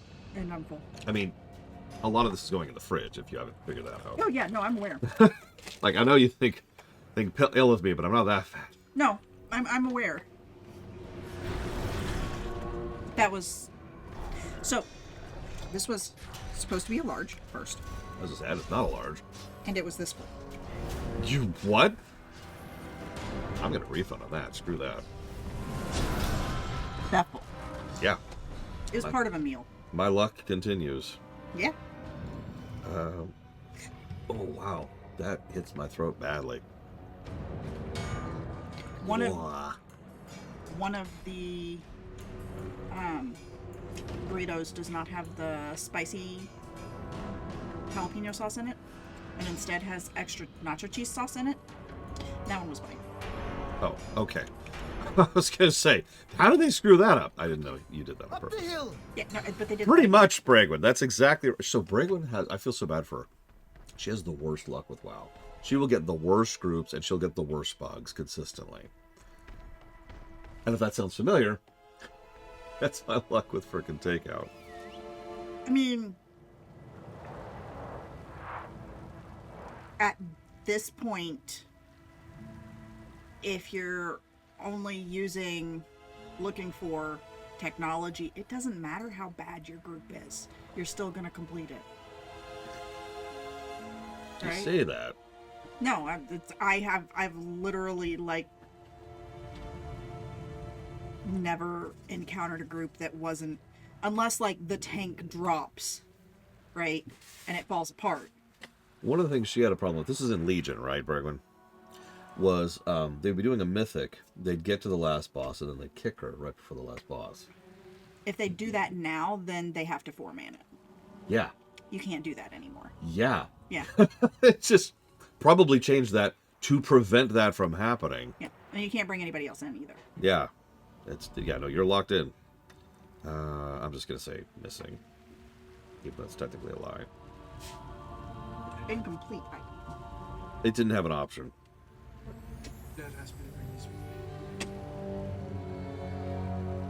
No, I don't think it has an incomplete option.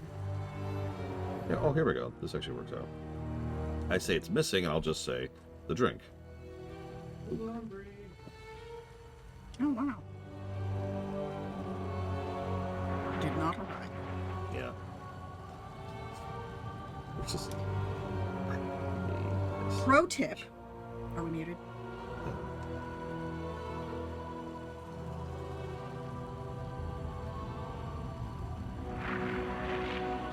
Unmuted. Third time. Pro tip. When dealing with large corporations and you have a faulty product, rather than telling them that the item didn't work for you or was broken or you need a part or whatever, tell them you don't want it, like you want to return it. Or Amazon's pretty notorious for that. I will be missing like a small piece of something, or it will come with a small piece of something broken. And I'm obviously not going to return the whole thing, but that small piece is making it non-functional, making it not as aesthetically pleasing, you know, whatever. So I will tell them I would like a replacement. And then when the replacement gets here, I will get that piece and then return it. Yeah. I have as if that was the one that I had got, because I don't want to take the whole thing apart and put it in. Yeah, they don't know Try how to get it back in the box. They don't know how to handle situations very well because they've smashed everything down. Well, because everything is done through an algorithm, you know, computer program now, rather than an actual person who you can talk to. So even if it gives you the option that's like, I'm missing a piece of it, what they're going to do, what Amazon does, is if you say, you know, missing or broken part, it will send you away from your return and into a window to help you troubleshoot. I don't need help troubleshooting because I'm missing, you know, this one specific specialized screw. I need the screw. Yeah. Right? Mm-hmm. And in this case, with DoorDash, the problem was you didn't give the item that there was a problem with an item that you gave you. But rather than saying, you know, something was unsatisfactory, you just tell them it's missing. Because they're going to do the same thing for you regardless, and it's going to get you there a lot faster. Mm-hmm. Excuse me. I need a room. That also works like when you are in person, too. Well, I did something like I similar. frequently mail cookies to friends and family, and you're not allowed to mail perishable things, right? Cookies are perishable. Yeah. Strangely enough, yeah. cookies are not what they're talking about when they say you're not allowed to mail perishable things. They're saying they don't want you to mail things that are liquidy or gelatinous. Or fruit, right? Things that are going to go bad in a matter of hours inside varying temperatures.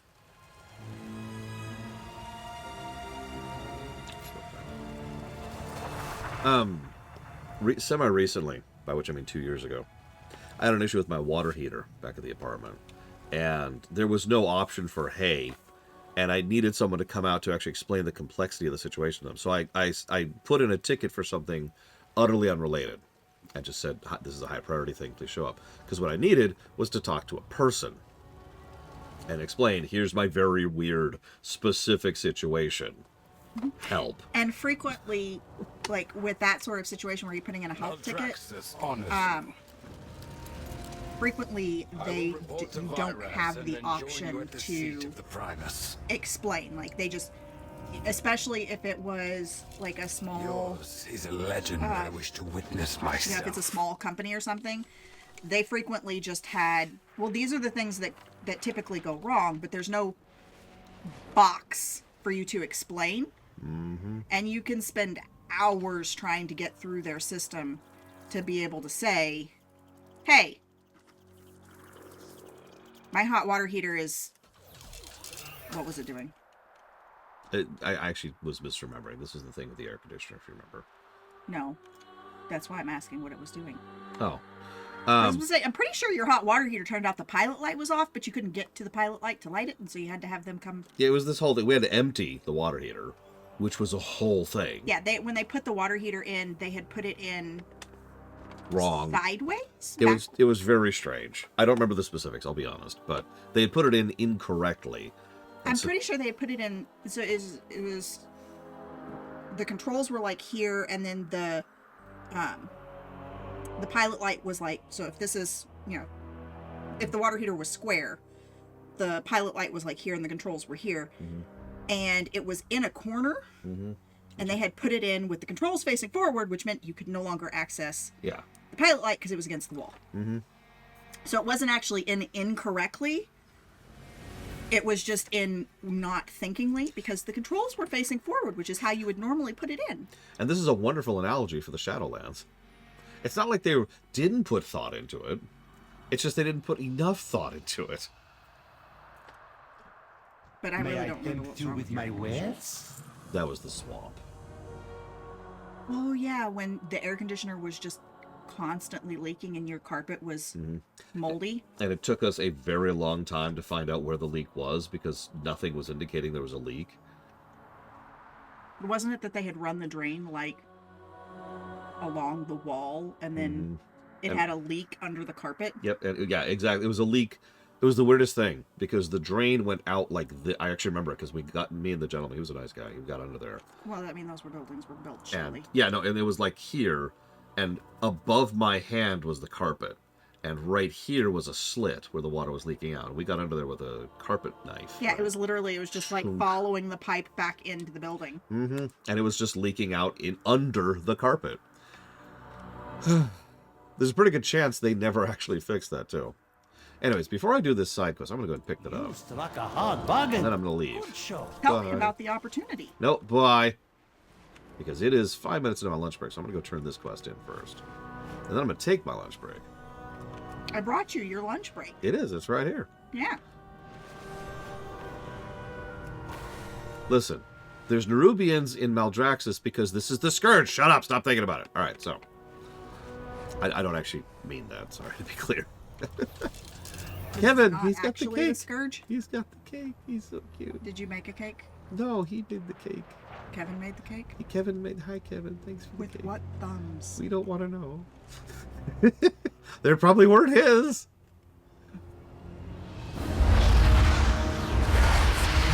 They are made of bones. So it's easy to make a Nerubian-looking character because you used Nerubian. You didn't use Nerubian. That's not. I mean, I get where you're going, Nerubian, but that's more Naga. I mean that's Naga. That's Nerubian, but that's a ghost. That is Nerubian. But it's very clear. It is straight up Nerubian, too. There's no mistaking that. Yeah, no, but it's a ghost. So that's why it's dead, because these are all dead people. Yep. So it's just a dead Nerubian, because Nerubians are people. Yep. We will report to Crexus. By the way, this Hold is not a Nerubian. until we return. Later we'll meet a human who looks like that. As you command, Baroness. Yeah. Who looks like that. Exactly. See you soon. Did they just take a human torso and attach it to a Nerubian body? So these are all good questions. The problem is, I actually mentioned this earlier on camera. The problem is this whole area is supposed to evoke the visual stylings of the Scourge, right? Yeah. But that makes no sense, and the more you think about it, the less sense it makes. A lot of people tend to forget the Nerubians are not Scourge.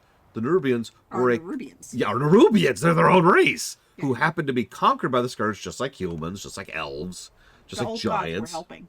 Yeah, it's just there's plenty of people who got run over. Office is on fire, or oif. We're gonna start saying that. Oif. What's going on with this expansion? Oif. Oh no. It turns out the guy who's been betraying us the whole time Wait. is a traitor. Wait, hold on. Is this Maldraxxus? Yeah. The constructs retaliated. Oh, never mind. He's not a traitor. Never mind. We're good. We're cool. I'm being poked for some reason. I'm not sure why. The necropolis. Crixus. Outsider, with me, now!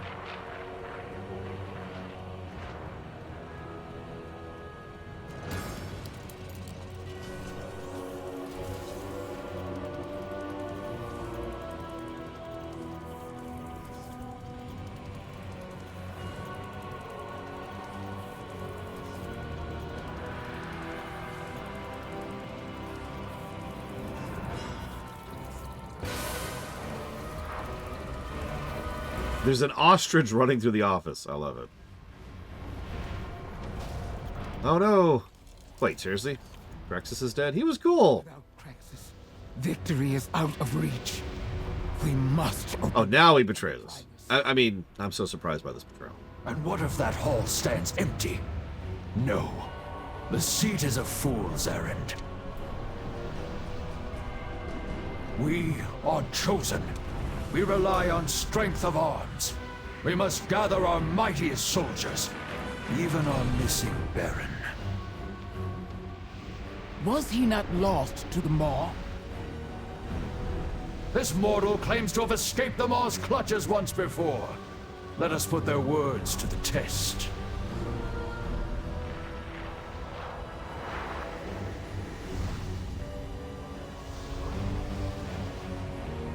Make it quick. Bring glory to the chosen. Nobody's calling him. What? Nobody's saying anything. He's just the new leader. Well, yeah, he's the Baron. Well, I mean, she is too. Horde Runner, your arrival has set Maldraxxus ablaze. I did this. Okay, cool. If you have any honor, he will do as I ask. I believe I know where our answers lie. The Baron preceding Draka was lost to the Maw. You should go to the Maw. You have your orders. We've already escaped from it once. Alright, well, let's go back to the Maw. Bye. I'm going to hell. Bye, everyone. Our second Maw interlude. Yep. I guess the first one was a prelude. Yeah. Of all the things I dislike about Shadowlands, I did like that intro. Good pacing. Good gameplay. Yeah, it was. Horrific visuals. Yeah.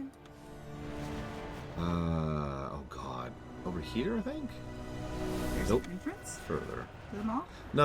I'm trying to remember where the... There it is. Flight path Don't is. mince words. How do you fly to the Maw? You like It this? takes guts. That's flying to Orvos. Yep. You can get to the Maw from Orvos. Yeah, I love that. By the way, I kind of skipped through that, but... whoops, that's the wrong thing. I need this one, yeah. I believe I know where answers lie. The Baron preceding Draka was lost to the Maw. It is said you entered that darkness and returned. If the Baron survived, he may know our next course of action. So, find a way back into the Maw. This is the most obvious betrayal thing ever. Like, you've survived hell, right? Why did you go back to hell to find someone who's probably long since dead? Someone who had to have died to have gotten there. Yeah. Makes perfect sense. Because we're all dead anyways. Just go to the Maw. Just go to the Maw. Okay. She's gone. She's gone to the maw. I've declared myself. To kill Draka. Yeah, I'm gonna kill Draka because killing Thrall's mom is such a smart idea. Attempting to kill. Thrall's mom. Sorry. Attempting to kill a warrior rogue. Only one succeeded. Yeah. And that was only because she was saving Thrall. Yep. Yeah. Quite literally.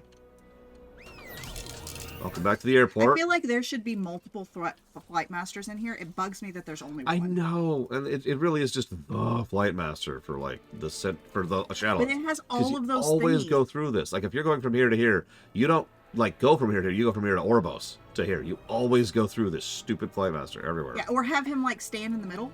Nope.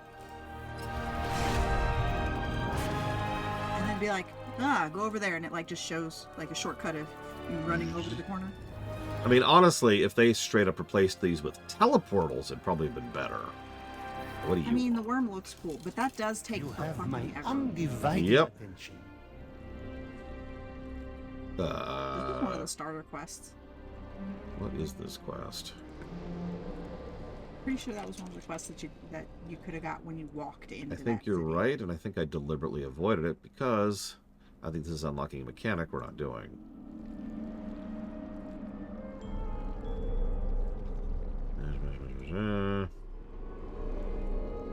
Because yeah, no, this is like these are go do a dungeon truck quests, and then yeah, you get these things.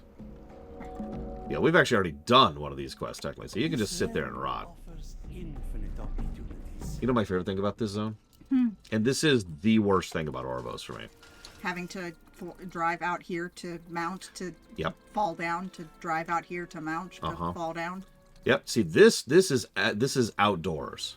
Yeah. But this is indoors. Yeah. Can't you tell the difference? Yeah. Which is just dumb because, like... No, look, it's different because there's a roof over our head, as opposed to way back over here, where if I was to get into this hallway and look up... There's definitely not I would see a roof. It's actually closer. It's actually closer. It is literally... I am covered in slime. Thanks, Playboard. God, I hate this city so much. Anyways, I'm gonna go and chop off now before we go to the maw. So I will see you all I thought you were gonna go turn that quest in. In a bit.